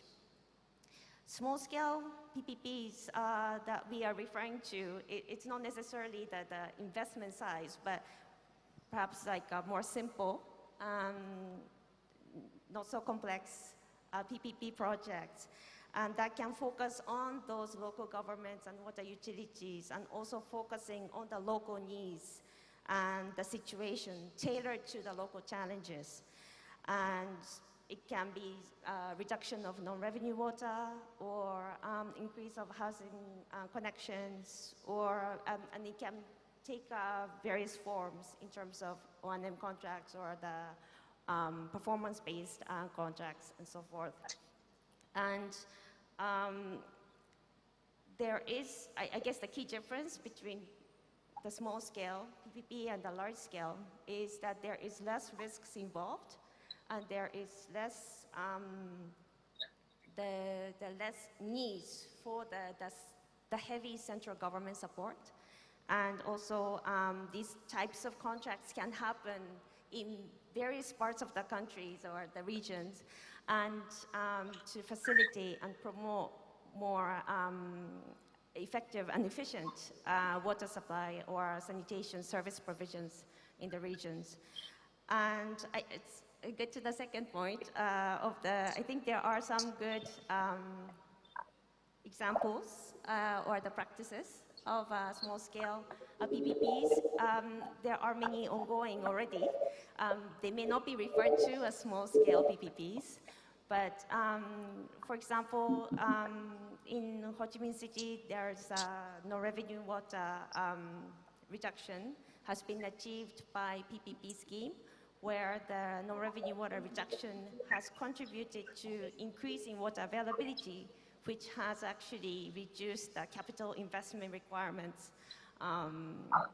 otherwise be needed. And also in Indonesia, I understand that there are good examples and practices that have been achieved as well. For example, in the Subang Regency in the West Java province, the water treatment plants that was developed after 2 years was not being operated, and there was an unsolicited proposal from a private sector, and then there was a 10-year O&M contract, which has dramatically increased the performance of the water sector, water utility, and improved the water service quality. And I think the key aspects in succeeding is making sure that there is a clear and also a proper framework, a legal framework that would enable such small-scale PPP projects, and also to ensure that the capacity of those local entities, contracting agencies, utilities, are made ready to carry out those PPP projects sustainably and also effectively. I'll stop here. Thank you. Yeah, okay. Thank you very much for your explanation. Maybe I will move first to the Mr. Don. Yeah, so like Ms. Irma, I think with the World Bank already has experience with the PAMSIMAS, but this PAMSIMAS maybe have not reached in the many places in Indonesia. And then, yeah, just now we talk about the PPP, the possibility of PPP to solve about this water and sanitation issue. Yeah, I just remember that about the research that is doing by my student right now. I asked him, because later you have to install many systems to collect the rainwater, and then you have to do a lot of the water quality tests. So it required a lot of money, and then I asked him to write a proposal to get the funding, like for example the Lin Foundation in Singapore, and then also have the collaboration with the university in the overseas, like in the Taiwan, because I have the contact. So I think about this funding is very important. So I would like to ask you, what is the critical role of sufficient funding in ensuring the success and sustainability of water and sanitation project, especially in the rural areas? Yeah, maybe you would like to answer first. Yeah, thank you. Thank you very much. Water.org recognizes the importance of financing, but we also believe that just because we see a funding gap, that the answer is not just more money, that it is extremely important to develop partnership between enterprises, households, and financing institutions and government through supervision and regulation. This does not always have to be overly complex or complicated, but it takes time and it takes effort. Before I talk about some of the ways that Water.org has seen that can be successful in this, I'd like to show a short video to motivate us to see what is possible when institutions are working together at the local area. If we have the video. Okay. Di Jawa, pulau terpadat Indonesia, perubahan iklim, peningkatan urbanisasi, degradasi lingkungan, dan produksi pertanian berkontribusi pada sulitnya akses air di Pulau Jawa. Di Desa Sendang, Jawa Tengah, kurang dari 50% masyarakat setempat memiliki akses ke fasilitas air minum yang aman. Masyarakat sebenarnya punya banyak sumber mata air. Namun karena keterbatasan dana dan kekurangan informasi, maka masyarakat susah untuk mengambil air. Sehingga masyarakat masih banyak menggunakan selang-selang dan juga banyak mengambil langsung ke beberapa titik mata air. Sadarenge wonten air ya menjetit teng lepen, terusan ngagem drigen niku. Tapi napa hujan ya keruh, airnya kotor niku. Terusan bawa cucian teng lepen, betok cucian piring teng lepen.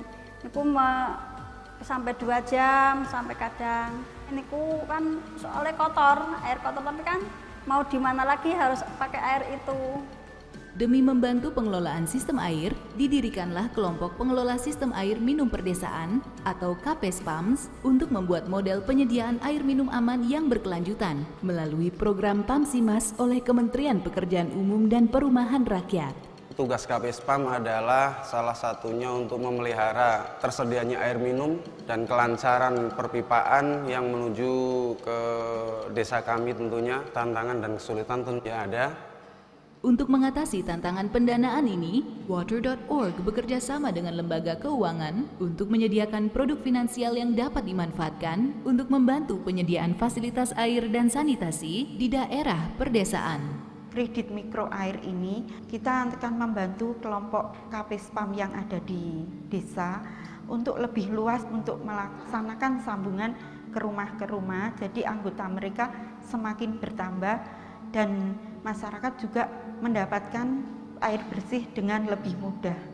Sebelum ada pencairan, biasanya dari kelompok mengajukan proposal ke kami. Setelah itu kita analisa, Mbak. Kita sama-sama survei ke lapangan. Dengan memberdayakan organisasi yang dikelola masyarakat melalui pinjaman dan mendorong kolaborasi di antara instansi pemerintah terkait serta sektor finansial, Water.org membantu memutus siklus kemiskinan bagi jutaan orang. Saat ini nggak perlu menampung lagi, kita dari keran langsung dimasak. Sangat membantu sekali karena airnya sangat bersih.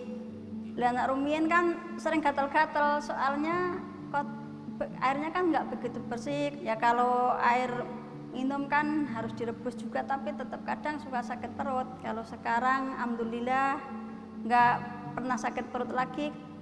Inisiatif Water.org dengan memanfaatkan solusi keuangan mikro memperluas dampak dari tujuan KPSPAMS untuk menyediakan akses air aman ke lebih banyak orang di seluruh Indonesia.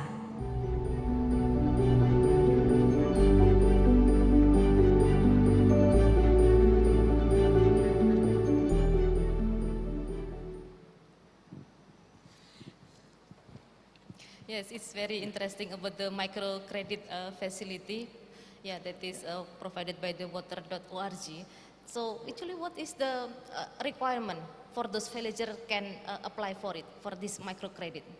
Well, this is one approach that Water.org uses in developing partnerships. And here, this is microfinance. So the level of qualifications, there is a proposal process, so it's slightly more formal than other kinds of microfinance. But this is, the key part here is that the financial institution has to recognize that there are these kinds of enterprises, KPSPAMS in this case, that were established by PAMSIMAS. But as many of us know, a KPSPAMS established by PAMSIMAS almost never is able to serve the whole village.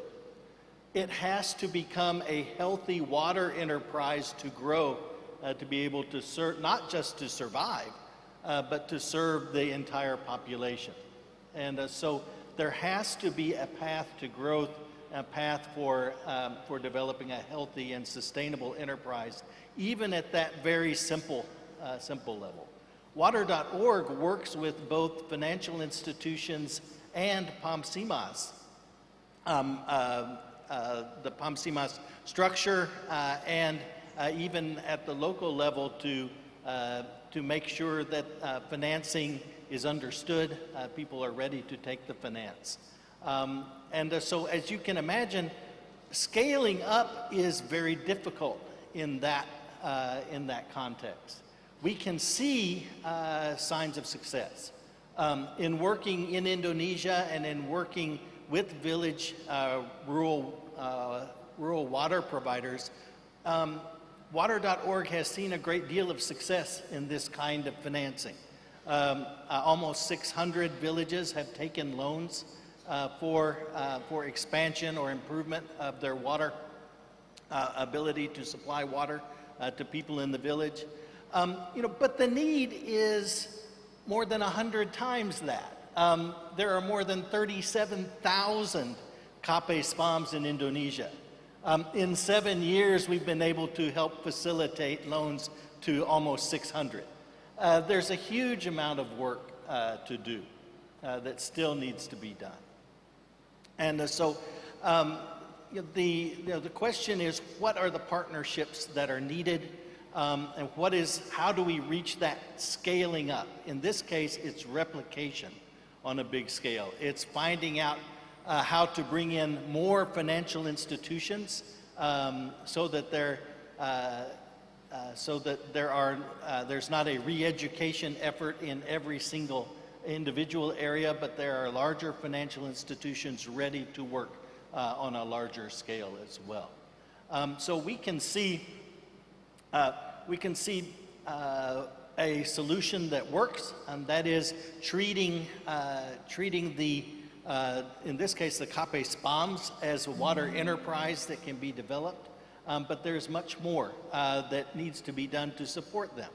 When you see a village-scale enterprise like that, the support, the supervision, and even training needs to come from outside, and there has to be a structure to do.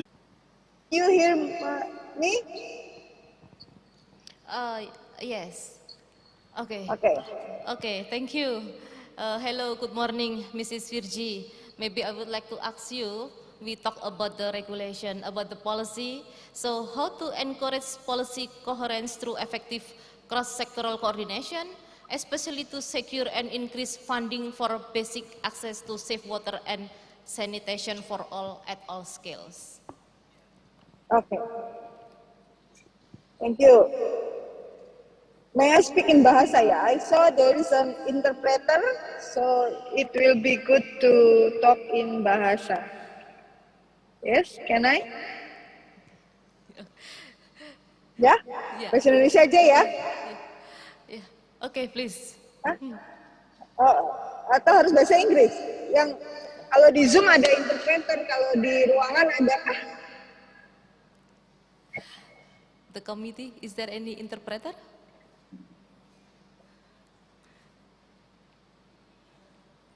Ya? Oke, ada katanya, boleh, boleh. Baik, saya pakai bahasa Indonesia aja lebih mudah. Baik, good morning everybody, selamat pagi, assalamualaikum warahmatullahi wabarakatuh. Waalaikumsalam warahmatullahi wabarakatuh. Kedengeran ya suara saya ya. Tadi mungkin sudah disampaikan oleh banyak narasumber, pentingnya water and sanitation. Jadi kalau dari sisi kebijakan ini sudah menjadi prioritas, sudah menjadi mandat dari RPJMN, contohnya dari rencana pembangunan jangka menengah kita. Termasuk juga saat ini kita sedang menyusun rencana pembangunan jangka panjang 2045, di mana cita-cita kita sangat tinggi gitu ya dari sisi Indonesia ekonomi menuju Indonesia negara maju di tahun 2035-an, berpendapatan tinggi, nol kemiskinan dan seterusnya. Nah, tapi sayangnya di sisi WAS memang kita banyak tertinggal. Ini artinya memang meskipun sudah diamanatkan dan sangat penting untuk kita laksanakan untuk meningkatkan kinerja, karena memang ini menyangkut tentang kebutuhan dasar dari masyarakat. Contohnya data terakhir tentang diare, tadi mungkin juga sudah disampaikan dampaknya kalau tidak ada WAS gitu ya, tidak ada water and sanitation yang baik terhadap di video tadi kelihatan penyakit perut, penyakit gatal-gatal dan seterusnya. Data terakhir tentang diare itu dari 2017 ke 2021, 2022 itu naik, tidaknya menurun, tapi bahkan naik. Di angka diare balita bahkan naik 3 kali lipat gitu ya untuk angka diare di kelompok umur balita. Padahal penjaminan kesehatan, jaminan kesehatan universal dengan BPJS, sisi kuratif dan seterusnya sudah banyak dilakukan dan sudah diprioritaskan. Tapi ternyata memang sisi kebutuhan dasar, syarat menjadi orang sehat itu belum kita perhatikan. Jadi sisi pencegahan, bahkan sisi yang lebih mendasar lagi tentang kebutuhan dasar untuk orang hidup sehat dan berkualitas air minum sanitasi ini masih terus harus kita tingkatkan. Nah, data menunjukkan capaian kita pada saat ini untuk contohnya kita sudah mencanangkan 10 juta SR sambungan rumah tangga untuk air minum, gitu ya, 10 juta sambungan rumah tangga air minum. Hingga saat ini capaian kita mungkin air minum pipe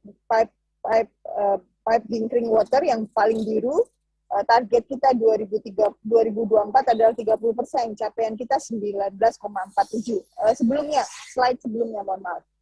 Jadi turun bahkan dari 2021 ke 2000, dari baseline 20,18 di tahun 2022 19,47. Jadi kita mungkin masih banyak kinerja kita belum menggembirakan di sini. Target kita 30% dan di tahun 2045 inginnya 100% perkotaan mempunyai pipe drinking water. Kemudian untuk safe drinking water saat ini naik menjadi 11,8. Jadi dari sisi air minum aman yang memang kalau gampangnya siap diminum gitu ya, karena kualitasnya sudah dijamin, itu naik menjadi 11,8%. Target kita 15% dan tahun 2045, kalau tadi negara maju, kita ingin setara dengan negara maju, air minum perpipaan dan air minum aman memang harus naik juga, kita targetkan menjadi 45%. Untuk sanitasi aman saat ini sudah 10,16%, itu naik cukup tinggi dari baseline 7,49%. Tapi ini persoalan karena kalau kita melihat IPLT, karena kita ada dua sistem ya, setempat dan terpusat, kita melihat IPLT sebenarnya dengan IPLT yang terbangun pun kemungkinan 10,16% ini angka yang cukup tinggi. Kemudian target kita 15% dan target satu lagi open defecation kita masih 5,86%. Jadi yang buang air besar sembarangan masih cukup besar. Jadi gap target kita masih cukup besar, artinya kolaborasi diperlukan. Salah satu aspek kolaborasi yang penting adalah pendanaan. Kami selalu menyampaikan ada 5 aspek besar di dalam 5 pilar gitu ya untuk memberikan layanan yang baik. Adalah yang pertama adalah kebijakan regulasinya ada, kemudian kelembagaannya jelas, ketiga itu infrastrukturnya, teknologi dan infrastrukturnya tepat, pendanaan yang memadai dan berkelanjutan, jadi tidak hanya pada saat capex, tapi juga pendanaan pada saat operasi dan pemeliharaan itu sangat penting, termasuk memperhitungkan depresiasi aset. Yang kelima adalah demand dari masyarakat, yang memang harus juga ada. Jadi kelima aspek ini harus jadi satu, tersiapkan semuanya, sehingga layanan ini bisa berjalan. Tentu saja semua sama pentingnya, tapi memang di sisi finance, lanjut saja finance kita memang mungkin kalau dari sisi publik gitu ya, karena ini kebutuhan dasar yang seharusnya disediakan paling besar dari pendanaan publik, itu masih kekurangan cukup besar. Nah ini lanjut ke kalau kita berbicara dengan negara lain, Indonesia sekali lagi tertinggal. Ini mungkin bisa menjadi motivasi kita bersama untuk terus meningkatkan kinerja di sisi water air dan sanitasi. Untuk drinking water kita baru 11,8%, tadi yang aman Malaysia sendiri bahkan sudah 98%. Filipina juga sudah meninggalkan kita 47,46%.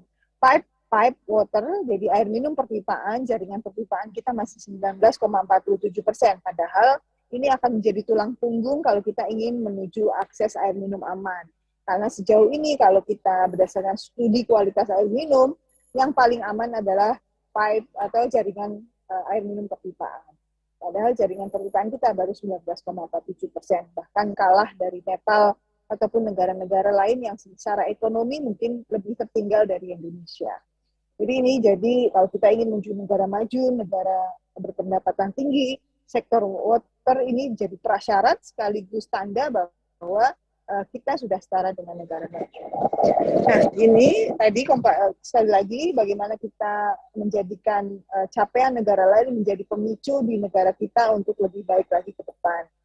Ini untuk sanitasi, lanjut. Sanitasi kita juga yang aman baru sekitar 10%, sedangkan di negara lain sudah lebih dari 20%. Thailand sekitar 23%, India bahkan yang dibilang negara cukup kotor gitu ya, sudah lebih dari 40% safely managed sanitation.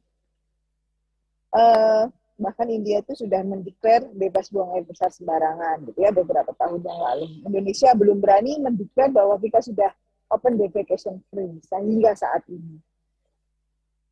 Lanjut, nah kita tadi dari sisi capaian, dari sisi implementasi yang membutuhkan pendanaan paling besar, misalnya pembangunan infrastrukturnya sendiri tentu saja. Selain tadi membangun kebijakan, membangun kelembagaan, membangun di mana masyarakat juga memerlukan biaya. Tapi biaya paling besar memang di sisi investasi CAPEX. Untuk mencapai 30% jaringan perpipaan, kita perlu 10 juta SR sambungan perpipaan air minum. Tapi capaian hingga tahun 2022 itu baru sekitar 3 juta. Jadi ada gap mungkin akan menurun hingga 5 juta gap yang bisa kita capai di akhir tahun 2024. Untuk akses sanitasi, pada waktu 2024 ini kita menargetkan, meskipun ada target sanitasi aman yang kita jadikan target untuk major project adalah sanitasi layak, yang pada saat itu masih sekitar 80%-an gitu ya, bahkan 76% di baseline, kita targetkan menjadi 90% sanitasi layak di tahun 2024. Saat ini pun gap-nya diperkirakan akan masih tersisa sekitar 9%-an di tahun 2024. Artinya apa yang di sisi financing tentu saja bisa menutup sebenarnya gap ini secara lebih signifikan. Tapi memang kolaborasi dengan pilar lainnya dipastikan. Jadi siap masyarakatnya, siap kelembagaan, siap regulasi. Ketika itu terjadi, financing akan lebih berkelanjutan dan memadai. Nah, menambah tantangan yang kita punya, memang stakeholder di sisi air minum dan sanitasi ini cukup banyak. Karena ini sudah didelegasikan ke pemerintah daerah, tentu saja pemerintah daerah menjadi pelaku utama dalam mencapai akses air minum. Namun banyak sekali pemerintah daerah mungkin yang kapasitas baik dari sisi substansial maupun finansial kekurangan, sehingga masih diperlukan intervensi-intervensi dari pemerintah pusat.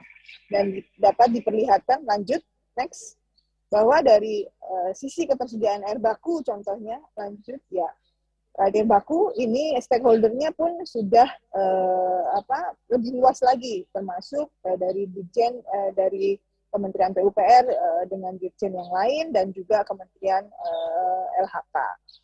Kemudian dari sisi produksi, ini juga banyak stakeholder yang terkait. Di sisi central government ada public PUPR, ada Kemendes yang tadi menangani sistem perdesaan, kemudian Kemenkes yang memastikan kualitas termasuk pemicuan masyarakat, ya, penciptaan demand dari masyarakat, dan termasuk Kementerian Dalam Negeri yang membina local government. Jadi kolaborasi dengan berbagai stakeholder ini sangat diperlukan. Belum lagi di sisi local government, kita punya provinsi maupun pemerintah kabupaten kota yang harus kita pastikan kewenangan dan tugasnya sehingga mereka bisa bergerak dan melakukan kegiatan untuk mencapai target yang diinginkan. Belum lagi untuk melakukan servis layanan ini diperlukan operator sebenarnya yang menjalankan operasi pemeliharaan layanan keseharian. Ini tidak mungkin dilakukan oleh dinas, tapi harus ada unit khusus yang melakukan layanan ini sehari-hari. Karena ini ada layanan 24 jam, 365 hari setahun. Jadi terus-menerus, tidak bisa berhenti. Karena memang kebutuhan ini dasar dan bisa terjadi setiap saat pada saat diperlukan oleh masyarakat. Dari sisi ini, dari sisi air, kemudian stakeholder di sisi sanitasi lebih kompleks lagi karena kita punya dua sistem. Yang pertama sistem setempat maupun sistem terpusat. Sistem setempat adalah menggunakan septic tank, dan septic tank kita masih banyak sekali yang tidak kedap. Tadi contohnya ada di beberapa slide yang disampaikan oleh stakeholder yang lain, ya, narasumber yang lain. Septic tank kita tidak kedap, kemudian integrasi antara grey water dengan black water belum terjadi secara baik, ya, di sistem setempat terutama. Kemudian ada sistem terpusat yang membutuhkan memang investasi yang lebih besar karena memang ini jaringan perpipaan dengan IPAL yang memadai. Jadi dan stakeholdernya juga bermacam-macam, baik dari sisi local government maupun provinsi, ada kabupaten kota, dari central government, PUPR, Kemenkes, Kemendes, juga Kemendagri, juga KLHK untuk pengawas dan seterusnya. Jadi memang stakeholdernya cukup besar apalagi ditambah dengan stakeholder masyarakat dan pemangku kepentingan lainnya termasuk swasta dan tadi seperti water.org dan sebagainya. Nah, kebutuhan finance kita sangat besar, negara kita besar, penduduknya 273 juta, lanjut. Funding sebenarnya kalau menghitung target 2024 tadi 30% jaringan perpipaan, 15% aman, kemudian untuk sanitasi 90% sanitasi layak dengan amannya 15%, kebutuhan dana kita sebenarnya sangat besar. Ini pun baru dari sisi capex atau capital expenditure. Kita belum berbicara kebutuhan angka untuk operasi dan maintenance yang juga sangat-sangat penting untuk memastikan layanan ini berkelanjutan. Sarana prasarana yang dibangun bisa bermanfaat, operasional, tidak rusak gitu ya. Jadi kebutuhan dana totalnya hampir 270 triliun untuk 5 tahun. Sayangnya realisasi yang bisa diwujudkan gitu ya dari APBN, DAK maupun APBD ini jauh panggang dari api kalau boleh dibilang. APBN sendiri hanya di air minum bisa 16 triliun, DAK 7,9 triliun, dan hibah air minum 1,6 triliun. Sanitasi lebih kecil lagi, APBN itu baru 8 triliunan, DAK 6 triliun, dan hibah sanitasi 0,17 triliun. APBD sejauh yang kami dapatkan informasinya rata-rata masih di bawah 1% dari APBD provinsi maupun kabupaten kota. Jadi mungkin kalau dibilang dari DAU 300 triliun, APBD mungkin 2 kali lipat gitu ya, mungkin hanya sekitar 30 triliunan di seluruh Indonesia. Jadi jauh dari kebutuhan yang kita perlukan. Jadi artinya kita perlu mobilisasi, mensecure, tadi judul dari forum ini adalah mensecure pendanaan. Secure pertama tentu saja harus dari pendanaan publik, karena memang pendanaan ini adalah kebutuhan masyarakat banyak, gitu ya, kebutuhan dasar yang harus negara hadir. Baik negara dari sisi pemerintah pusat maupun pemerintah daerah yang memang sudah diberi kewenangan untuk memberikan layanan ini. Jadi dana publik ini harus cukup. Tentu saja penggalian dana-dana inovatif lainnya, kreatif lainnya juga sangat diperlukan. Tapi biasanya belajar dari negara-negara lain, pendanaan-pendanaan alternatif, terutama CSR yang sifatnya filantropi gitu ya, mungkin agak tidak bisa terlalu besar. Kerjasama dengan swasta sangat diperlukan, sangat mungkin bisa menutup gap ini. Tapi sangat diperlukan karena swasta itu pasti akan memerlukan pengembalian ya, revenue, harus ada yang membayar.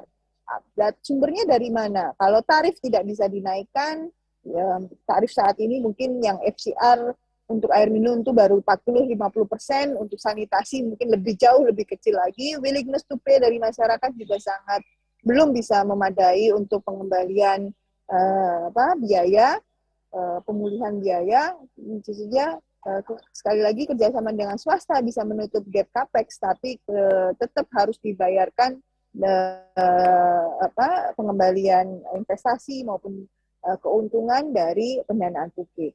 Jadi ini juga diperlukan meskipun dia menjadi salah satu solusi dalam jangka pendek, tapi dalam jangka panjang pengembalian pendanaan tersebut harus dipikirkan. Jadi memang kita punya limited. Kalau saya mendorong state budget maupun dana APBN provinsi dan APBD provinsi dan kabupaten kota harus lebih besar lagi, dan ini perlu didorong oleh kebijakan yang ada di pemerintah pusat maupun terutama di Kemendagri.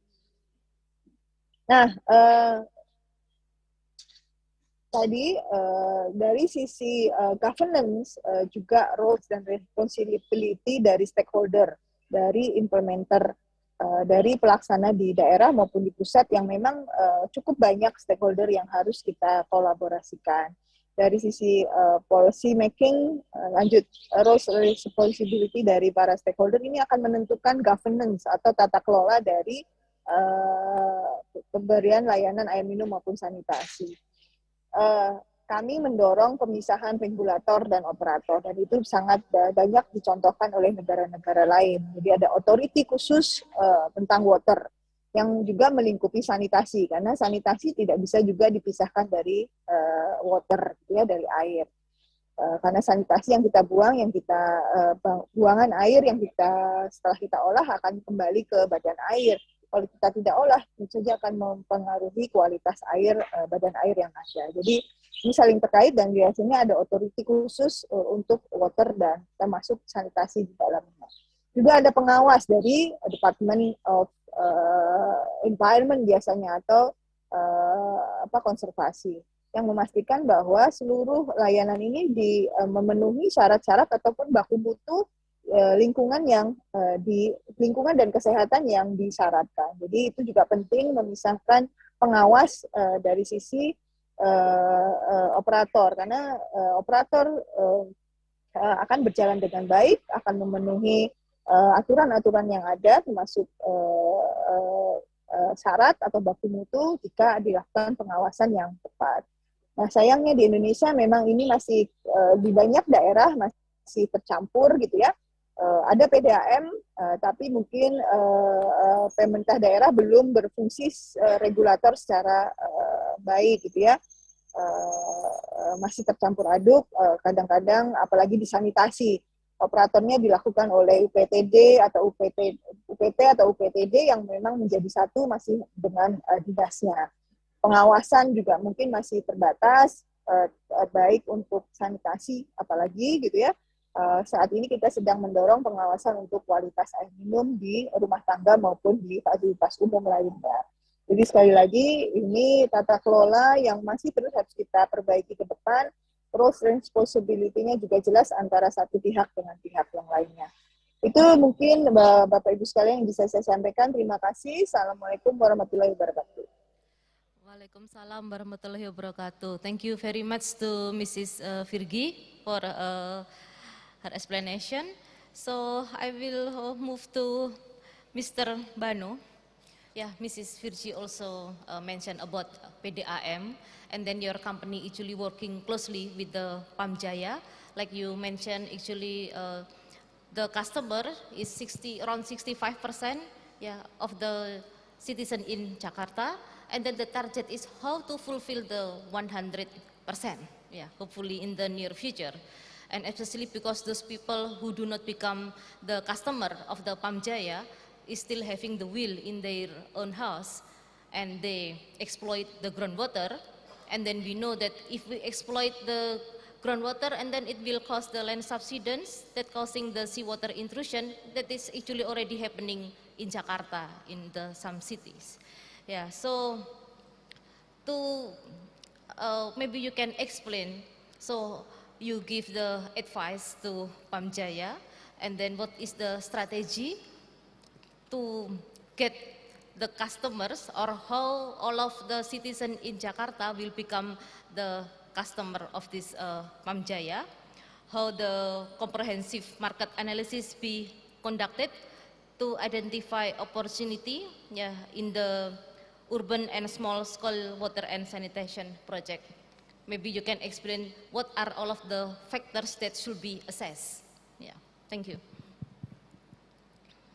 Thank you, Bu Intan. Good morning, ladies and gentlemen. It's a pleasure to be here today. I would like to make an appreciation to your opening remarks, Bu Intan, when you mentioned that now is already 2023. And yet, people in rural areas do not have access to clean water. I would like to say that it does not only happen in rural areas, but it also happens in big cities. And from the video that Pak Don showed, it's still again the same, stating that we need to increase access to clean water. And as of the other panelists mentioning, and also the budget and so forth. Now, relating to your question in terms of the market analysis required, and how we can improve this situation, here today, allow me to first of all explain and share the experience from Moya Group on its latest project in developing an urban water project. This is the most recent project, and before we go to the details, I would like to first of all explain a glimpse about the project itself. Please allow me some additional time, Ibu Intan, ladies and gentlemen, just to share a bit secret of the chit-chat that we had in the backstage. There was some kind of conclusion that mentioned in the lines of saying that, or stating that I talk too much. And here today, I will prove you that that is correct. So first of, I'm just joking, pardon. I wasn't referring to you or anyone.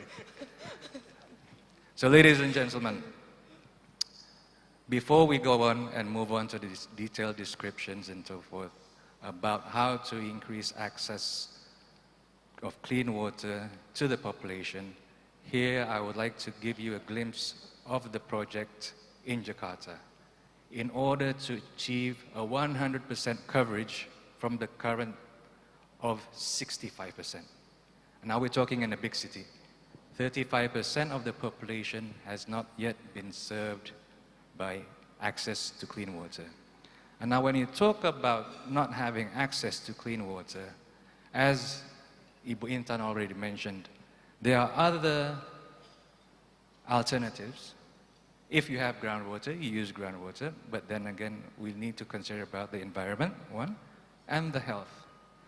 But the irony of this issue is that the people who do not get access to clean water are the people who have to pay the most.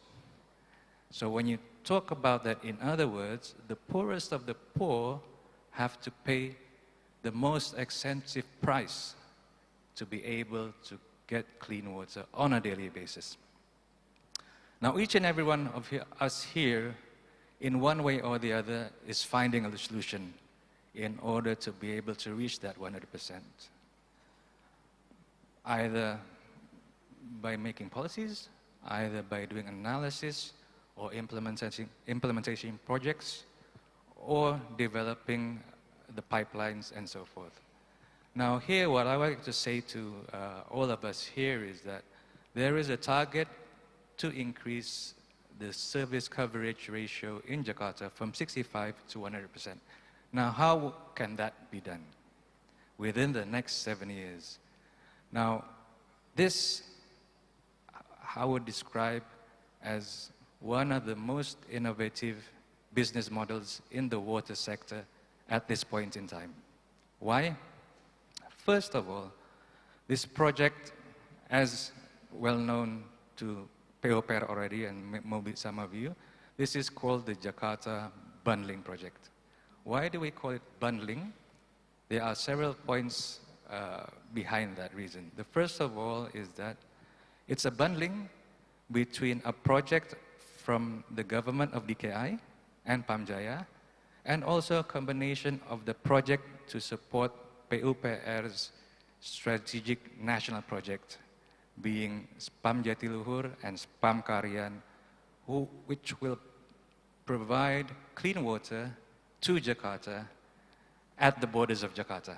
So we're talking about providing water to Jakarta at the borders of Jakarta, but yet there is still some development required in order to be able to get and make that water to be able to get access to the population. Now that itself is called a greenfield project, what we call a greenfield project, which is developing the pipelines to absorb this water so that it can be consumed by the customers. That being a greenfield project, combined by the projects within Jakarta itself, being, first of all, also plan to increase the coverage from 65% to 100%, is to develop a new water treatment plant, and also to develop the pipelines in order to be able for the population of Jakarta to be able to get access to clean water. And with that, we will have no longer any stories about the poorest of the poor having to pay the highest rupiah. Now, other than that, we're calling this one of the most currently best business models is that it is a blended combination of the financing from the private sector and at the same time for the national strategic project supporting projects, a portion of it is being funded by PUPR. So there we can see that other than being a bundling of several projects becoming into one, the financing itself is blended between the financing from the private sector and from the government, in this case, PUPR. That's basically the background. Now, when we talk about the magnitude of the project itself, we're talking about a project cost of 26 trillion rupiahs, or equivalent to about 1.8 billion US dollars. At the current stage, there has not, in Indonesia, been a project at this scale and this magnitude. And this, of that amount, would lead to a financing of 70%. Now, here in this case, I would like to share to all of you that from the 25-year contract of the capex of 26 trillion rupiah, the first 2 years will consume about 12 trillion rupiahs, which is about almost 50%. So the first 2 years would require almost 50% of the total capex. And there's when we focus on the financing for the first 2 years. Now, relating to the question of the market analysis, how we see it is that we don't just see it as a review of the market analysis and the opportunity that arises. We would prefer to see it in a holistic approach from, as PUPR says, from source to tap. So we review every aspect of the business, not only the market analysis, but also several other issues. Now, if we can move on to slide number 5, please. Slide number 5. Next one, thank you very much. No, the previous one. So what we're saying here is that when we talk about best practices in financing, everyone would then think about what the lenders would be asking to finance the project. Now, what we can see on the top of the iceberg is just what happens and what we believe happens during a review of a credit process. However, there's more than meets the eye. There's more that cannot be seen above the surface. It relates to other processes that is more and even important than what can be seen. Now, talking about the market analysis in order to be able to see whether a project is feasible or not, the first one is the market analysis, where this contains a review of the population, the demography, the requirements, the supply, the demand, and also the ability for the customers to pay. Then again, when you talk about the ability for the customers to pay, then it relates to the capex requirement for the project itself and the returns expected. And that, in a sense, would relate to the tariffs and revenues that is predicted in the future. And last but not least, what would be required to review and analyze an opportunity, and not just analyze the opportunity, but also be able to answer the question on what needs to be done, is the regulation itself. Whether or not, from our point of view as a private sector, we can participate. Because PUPR has rightly been pushing that the private sector be able to be involved from source to tap. And that, we believe, is the best approach. And hopefully that can be realized, because part of the market analysis is that whether or not that project, let's say, for instance, if we're building a water treatment plant, can achieve the targeted returns. It can only achieve the target returns if there is a distribution pipeline connected to the customers, and the water is sold to the customers, and the customers can pay the PDM, and therefore PDM can pay the investor. That is seen as a holistic view. And if we just see the water treatment plant only without seeing the downstream of the process, then that would not be a complete review of the market analysis. That is my view. And this would just be a sharing experience for all of us. And hopefully, from what has been achieved, there's one thing that I missed. In terms of the project itself, when we're talking about the project, Jakarta Banding project. Before this project, we were made to believe, or there has been always, during the process of a water sector tender, it would take 2 to 3 years to be able to reach a financial close, and therefore then this development and construction continues. Now,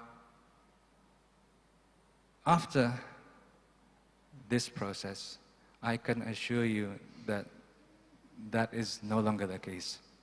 Based on what has been achieved here is that from the initiation of the project itself until the financial close, the process from zero to financial close took approximately or more or less 12 months. Now, what does this show you? This shows you that everything, once is coordinated correctly, having a good market analysis, understanding the whole issues, and overcoming it, the process can be expedited. And once the process can be expedited, then the development can start sooner than later. And what does that mean? That means the population that is currently not served yet can be served in a faster manner. So that's what I would like to say, and I hope that answers your question, Ibu Intan. Thank you. Thank you very much, Mr. Banu, for your explanation. Yes.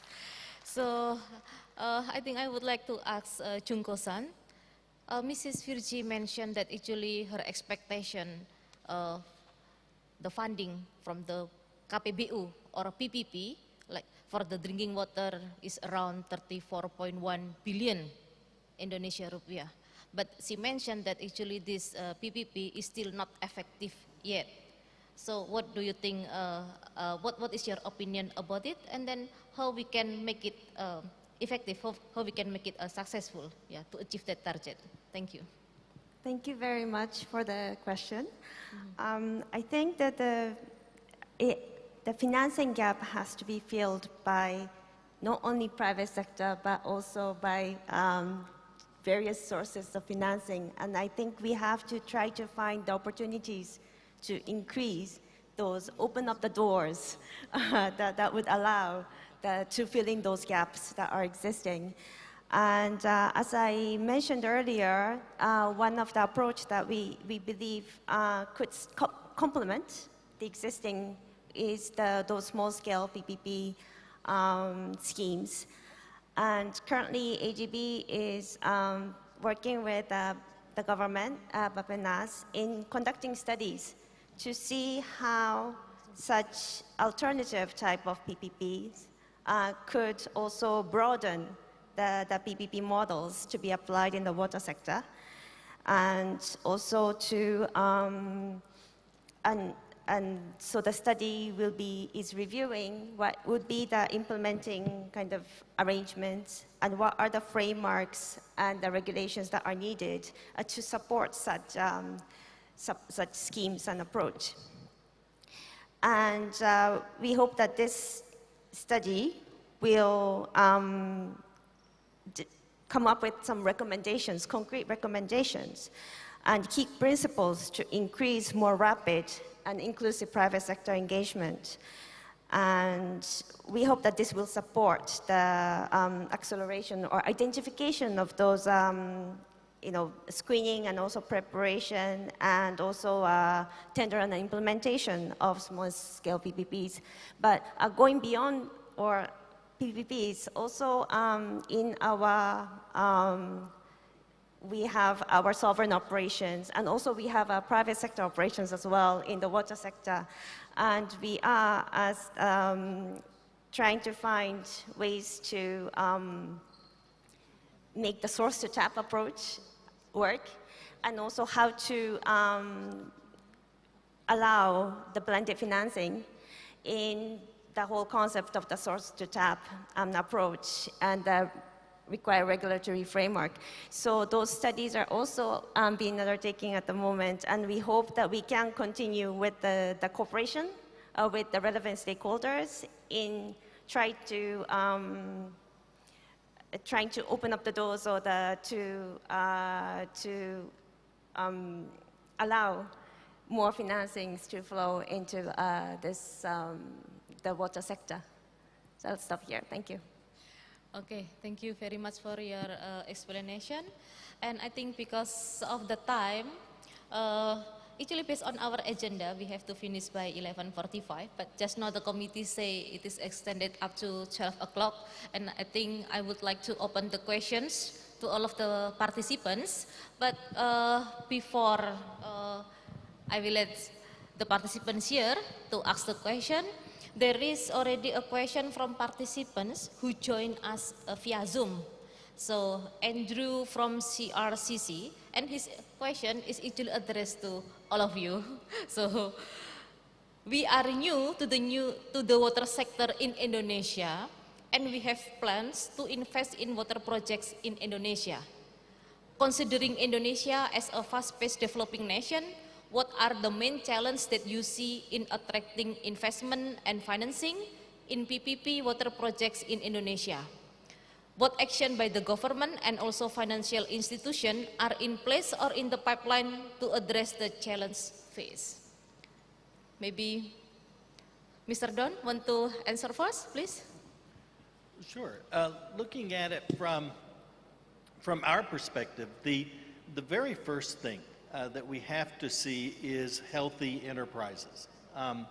If you have financially successful water enterprises, a financially viable solution for sanitation, then you still have the challenges of regulation, you still have the challenges of working out the legal issues, but the basic financial feasibility is resolved, so that there's strong motivation to work through the other problems.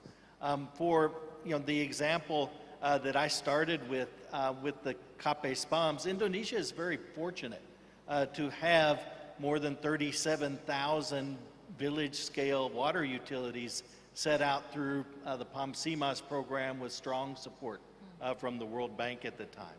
It is the leading solution for rural water supply in Indonesia, but it is far from a complete solution. The problem is not really finance. The financial institutions have more than enough funding. If we can resolve the question of legal status, which is not that difficult, I think, if we can resolve the challenge of coming up with an ecosystem, a framework of supervision and training for these village-level enterprises so that they continue to improve, so that they can become more of a solution in their local villages, then they will be in a position to attract the finance they need to serve more people in the villages, as well as to begin offering new services, including sanitation, which most of them do not offer yet. Thank you very much. And Mrs. Irma is taking the lead of the PAMSIMAS, right? Please add on something. Okay, thank you. I just want to second to what Pak Don mentioned earlier. I think in Indonesia we are quite fortunate because the government, especially in these last 5-10 years, I must say, already have been doing very good work in improving the policy, institutional, and regulations aspect of the water sectors, right? Both in rural as well as in urban. And this provide room and opportunity for private sectors and other source of financings to be thriving and grow quite quickly, right? But I think if I want to convey a message to any private sectors to come new and would like to invest in Indonesia, you need to realize that Indonesia is a very big and very diverse country. And we have a very wide range of capacity, including here also the level of knowledge about PPP or non-public financing setup between one island to another island, one city to another city. Even at the central government institutions also, we see quite varied capacity and varied understanding, right? So this is something that you really need to realize. And you also need to have to do your own homework first, right? So in Indonesia, we have, like Pak Don mentioned, there are already more than 35,000 villages help in establishing the KPP spam. But not all these KPP spam actually viable enough for investment. Also, we have more than 400, I think now, water utilities. Not all the water utilities actually ready and be viable to work with private sector or to access non-public financing. So you really need to see and conduct your homework to assess, to identify what are the potential partners, right? And what will be the potential scope of partnership and collaboration that suitable for your investment. And also make sure that you fully understand the regulations and the rules of the games here. Yeah. And try to find the right partners from the government agencies as well as from other institutions. For example, here we have Association of Water Utility, for example. Or in PAMSIMAS, also in KPSPAM, there are some places that have quite good KPSPAMS association, right? So get the information and do your homework first before you come and randomly approach any local government or any water utility or any KPSPAMs. So, and I think for the government also, we now see more and more willingness and understanding that the need for the sector is actually not only about financing, but also how we can develop a correct or a conducive environment that will provide incentives for utilities, local governments, service providers to gradually but continuously and sustainably improve their performance and to be more credit-worthy. So then and becoming more viable for investment. Because regardless it is a formal utility or community-based service providers, if they can show that they are credit-worthy and can be held accountable, they will be able to access a different source of financing. So the more credit-worthy you are, the more opportunities can come and you can access. So I think that's the message. Yeah, thank you. I think that is the key word. They have to understand, yeah, the regulation, and then finding the right partners. Yeah, Miss Junko, do you want to add more things? Thank you very much. I think you covered it quite well, so I don't really have much to add at this point. Okay. Yeah, Mr. Bano, maybe if you want to add some more things.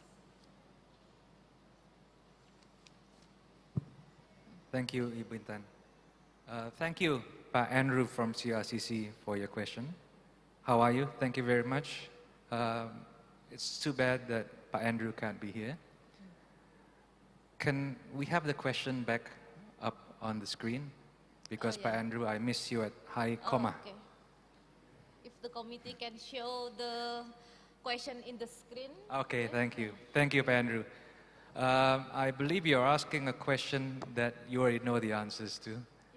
And most probably Pa Andrew from CRCC here is testing the panelists. Testing. Testing Yeah. the panelists. He is testing the Just panelists, joking, maybe. Pa Andrew. So there's basically the question from you is what are the challenges in attracting investments and financing and what can be done? Some people will see it as challenges, but I or some other people will see it as an opportunity. There are so many challenges, but yet at the same time, a huge door of opportunity is open for all of us. And that includes you, Pa Andrew, CRTC. There's a huge opportunity here in Indonesia, and we talk about the opportunities. Yes, there are some hurdles. Yes, some processes might be delayed. But if we have the same mindset in order to be able to provide access to clean water, then everyone here, including you, Pa Andrew, can always find an amicable solution in order to be able to achieve that target. Now, the investments and financing and the role from the government and the financial institutions. For number one, from the government, what we need is just purely support, purely comfort, and purely confidence for the investors and also for the lenders at the end of the day to be able to decide and make a decision that everything will go properly based on the set regulations and how the contracts and cooperation agreements will be implemented. That's from the government. For the financial institutions, Pa Andrew and ladies and gentlemen, I refer to the experience again from Moya Group on the Jakarta bundling project. When I mentioned that the first 2 years, CapEx totals about 12 trillion rupiahs, we were able to secure financing with an amount of 70% of the 12 trillion, or equivalent to 8.8 trillion, within a very tight time frame. Now, what I need to mention to you all is that that financing was oversubscribed. Oversubscribed meaning that there were 8 lenders in the syndication providing an 8.8 trillion loan, conventional loan.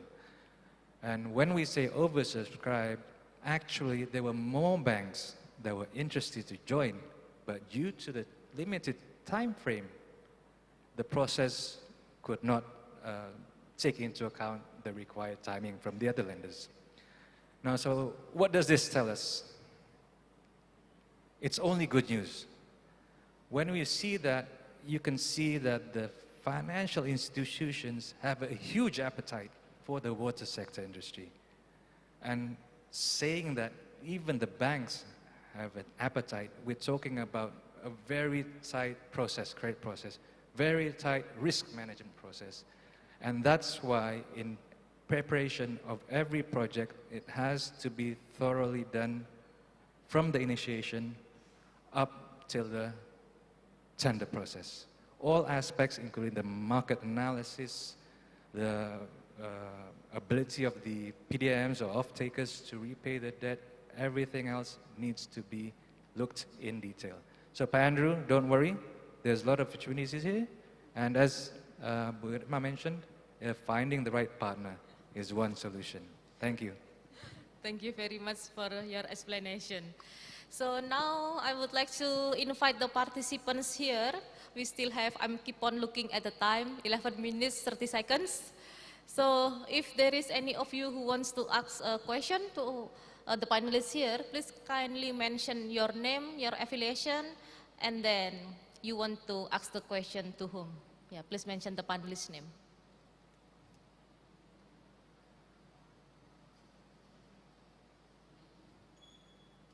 I saw some of my colleagues over there, including my senior, Professor Budi WS.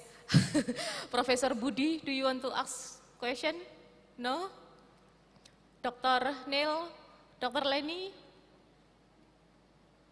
do you want to ask questions? No? Mr. Hara? Yes? Okay.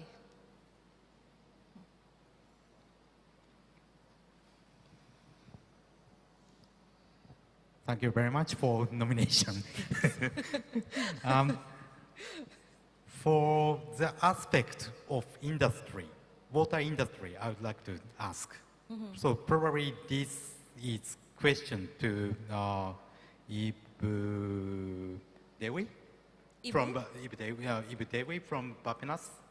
Oh, okay. Yeah, Mrs. or, Virgi from yeah, Bapenas. yeah. Okay. Or if somebody from Ministry of Industry here, I'll be very pleased. Mhm. Water industry is composed of a lot of machinery, mechanics, electricity, pipeline, chemicals, blah, blah, blah, blah. And as far as I understand, most of them, the water industry for like pipeline is not so developed in this country. If you compare with India, for example, or Japan or United States, probably the industry itself is very small. So for supporting like PT Moyer's ambitious strategy to cover 100% of coverage area, so I think the backup from industry or more like supplying materials or chemicals are very important in this, for this purpose. So what is the strategy by the government of Indonesia to support industries? So thank you very much. Thank you very much for your question. So, Mrs. Virgi, can you please answer the question? Yes, thank you. Thank you for the question. It's very interesting question. Sorry, my voice is feedbacking into my, so I need to just record. Yeah. So thank you for the question. It's very interesting question. I mean, giving us opportunity to looking really what we really need to build this, not industry, but build these services for water and sanitation. Yes, the support from industry, especially the pipe technology and water treatment plant, including chemicals, are very important to once the reason maybe to also decrease the cost, so we can provide the services effectively and efficiently. I mean, cheaper, for example. So this is in line with the industrial policy in our, especially on the long-term, long-term development plan. Sorry. So one of the let me see, because I'm not from the industry units in Bapenas. So as I mentioned, our GDP, our vision for Indonesian 2045 is developed and with high income country. So one of the support for achieving this is of course from industrial sectors, and industry we want to develop more what do you call it, downstream industry as well, so not just import, just not exporting the raw materials, but including processing the materials and providing added value, so that not just for domestic requirement, but also for exporting the products. So this will part of our policy in industry, but I cannot find the, sorry, I'm not the one, but I'm trying to find so the indicator for this. Just a second.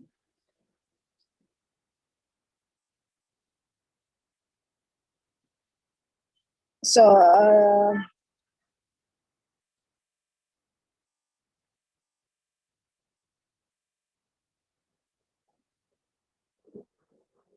yeah, okay.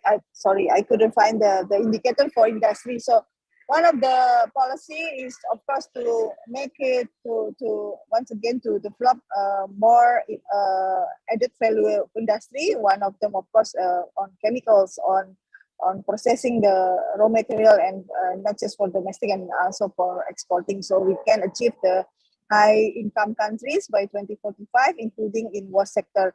And it made me realize that we still need a concrete policy on industry to support the waste, so it can be efficiently and effectively delivered with cheaper and competitive price for providing services of water and sanitation. So maybe that's all. Thank you.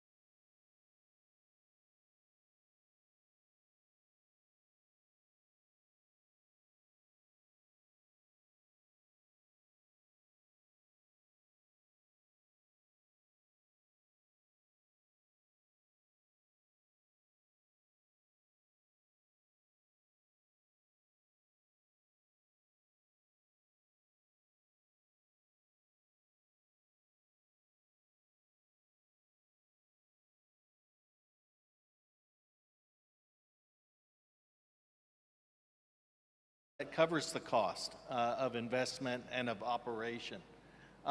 There's nothing wrong with ensuring that the operation is being done efficiently, but it is really important that the tariff be set at a level that's going to cover those costs and offer incentive for additional investment and for operation.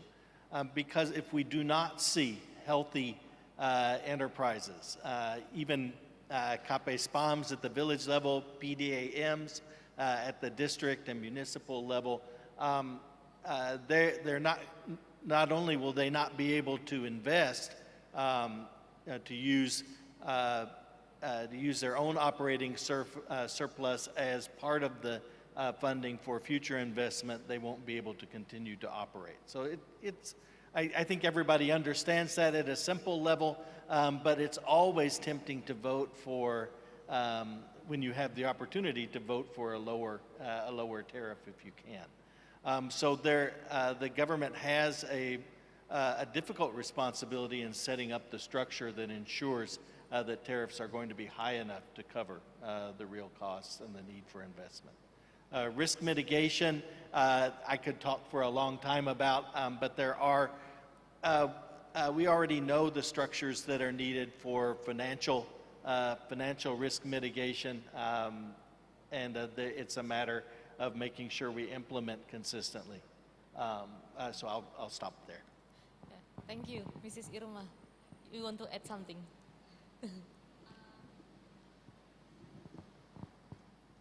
Yeah, I think just to add to what Pak Ton mentioned, I think when we talk about PPP, including in the tariff calculations, it's about negotiation, about the risks that what type of risks and what level of risk that will be taken on by the private sector, and what are the risks and the type of risks that will be taken on by the government or the public utility, right?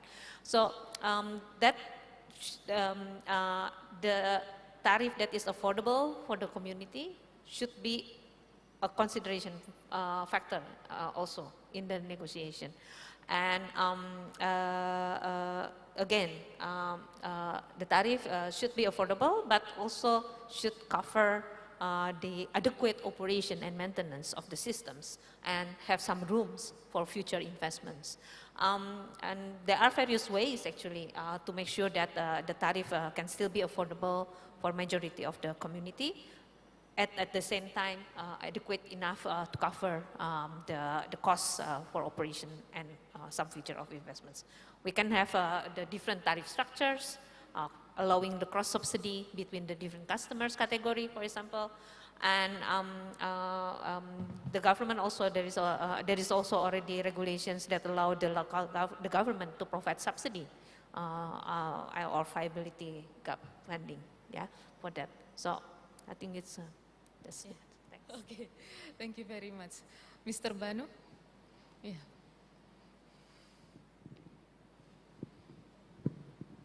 Thank you, Bu Intan. Can we have the question shown again, please? Yes, it's about the policy, how we can define the drinking water tariff that can be accepted by the Indonesia citizen. And maybe you can share your experience for the Jakarta region when you work with the Thank you very much. A simple question, but I believe to answer that you would need another workshop. But in a glimpse, based on experience also, based on our knowledge, there have been some areas where there has not been any tariff increases for the last 14 years, 14 years. And when we're talking about no increases, tariff increases in water, which is a basic necessity, we're talking about an annual increase in cigarette prices, annual increase in basic stock, but not in water. Now this, a very good question, is a very large concern for the investors, because when we invest, we assume that there would be a price increase going forward in order to be able to provide the returns in the investment. And this is also a concern of the financial institutions, the lenders. No one at this point in time can provide the right answer, because there would be many solutions, but just to come up with a few ideas, the first one is, can be implemented without any interference of what Pak Don said is a political issue, is an automatic tariff adjustment. Maybe every 2 years, it's already been said that the tariff would increase at a certain amount. And that tariff increase does not necessarily have to be applied to all the ranges within the tariff group. The government can still focus on supplying or providing subsidy indirectly to the low-end customers, but at the same time increase at a higher percentage to the high-end customers. That could be one solution. The second possible solution is to have some sort of regulation of how to implement a single tariff. This is more or less like a toll road. The toll road tariffs are not determined by the local government, but is determined by the central government through its agency. How to do it? A lot of discussions need to be done. So at this point in time, those are the best solutions that can address this issue.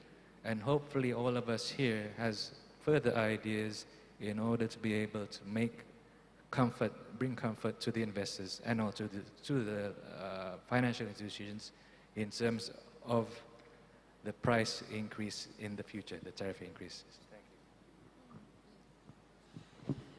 Yeah, okay, the committee already remind me 1 more minute. Maybe you have brief explanation, Ms. Junko, if you want to add something?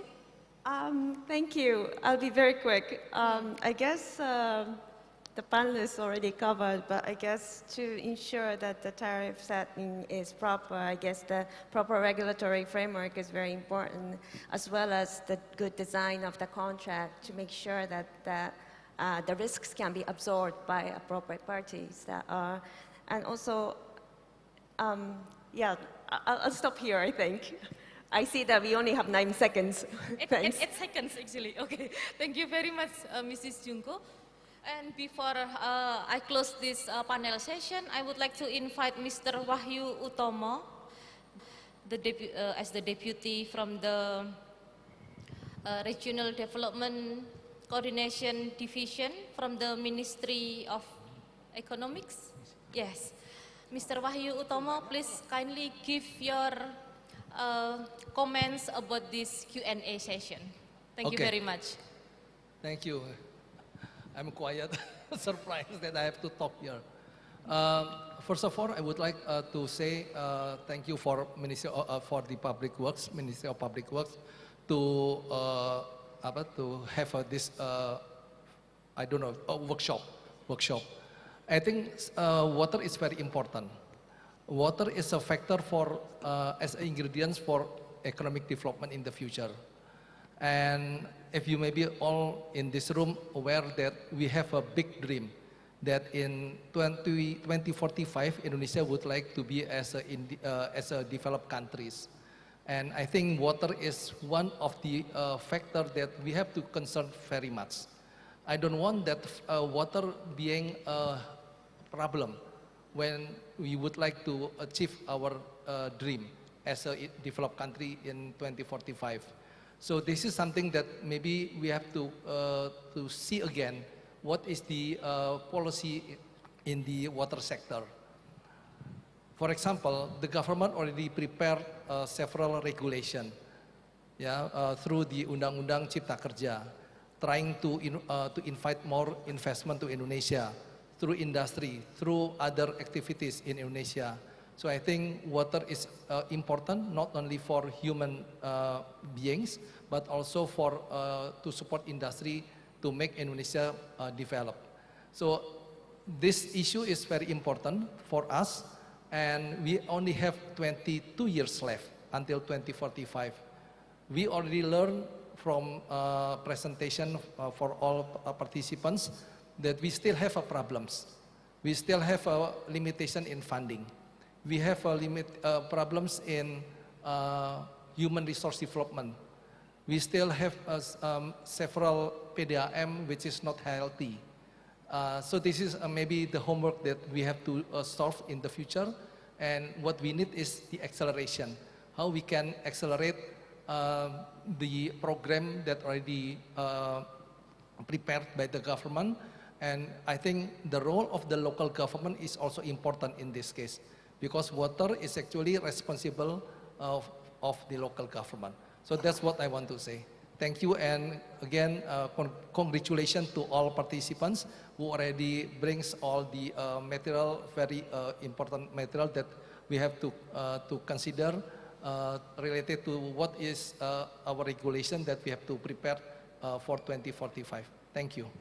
Thank you very much, Mr. Wahyu Utomo. Yeah, so now we already reached the end of this panel session. I would like to say a big thanks to all of the panelists, Mrs. Irma, Mrs. Virgi, Mrs. Junko, Mr. Don, and Mr. Bano. Thank you very much. And to all of the participants here, thank you very much. Hopefully all of you get the fruitful discussion from this event. So once again, thank you very much. So I would like to close this session. Assalamualaikum warahmatullahi wabarakatuh.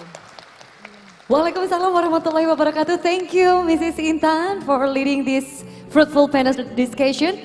To all of our panelists and our moderator, please remain on the stage. We would like to kindly ask you to please stand down, but please remain on the stage as we're proceeding to the token of appreciation. So we would like to invite to join us on the stage to Mr. Ari Setiadi Murwanto, along with Mrs. Meika Kencana Wulan Martawijaya, Mr. Ari, and also Mrs. Meika. Please join us on the stage to hand over the token of appreciation to our honorable panelists and also to our honorable moderator.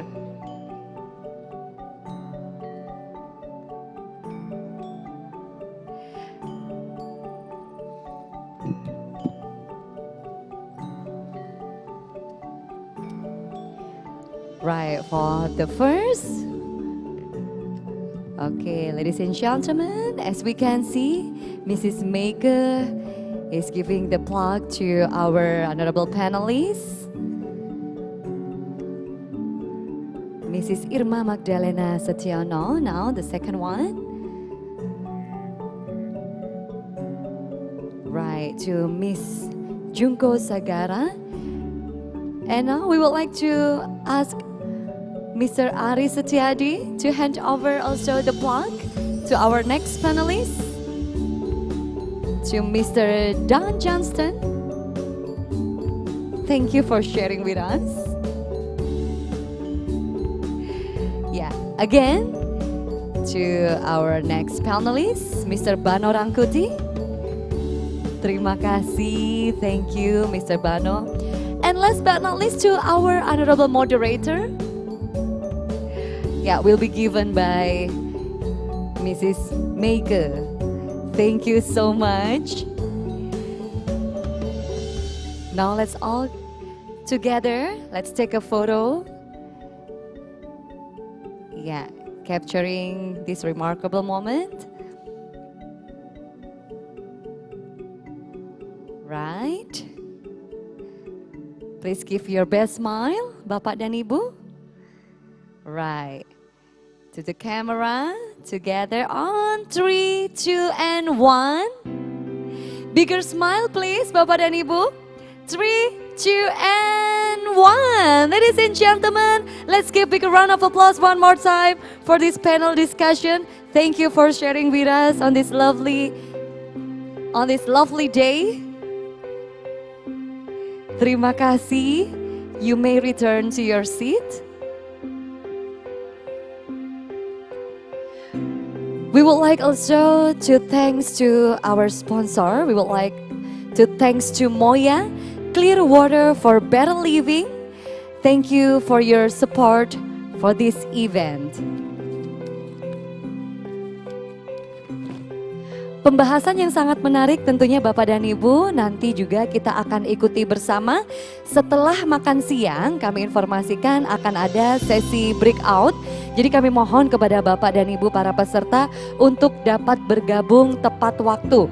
Sesuai dengan ruangan yang sudah kita bagi ya masing-masing untuk para peserta. Kami ingin informasikan untuk ruangan desk 1 akan berada di ruangan ini di auditorium lantai 2 dengan fasilitator nantinya adalah Ibu Ninyoman Nepi Marleni PhD dan juga Bapak Neil Andika PhD. Sedangkan untuk ruangan desk 2 akan berada di ruangan C yang berada di lantai 1 bersama fasilitator Bapak Yuki Mahardito Aditya Wardana dan Mr. Takashi Hara. You will be on the desk too ya. Alright, untuk saat ini kami ingin mempersilahkan Bapak dan Ibu untuk dapat menikmati hidangan makan siang yang sudah kami siapkan untuk Bapak dan Ibu. Dan kami ingin meminta Bapak dan Ibu untuk dapat kembali lagi pada ruangan breakout masing-masing pukul 1 waktu Indonesia Barat. Sampai bertemu lagi Bapak dan Ibu dan kami ucapkan selamat menikmati hidangan makan siang Bapak dan Ibu. Enjoy your lunch. Thank you.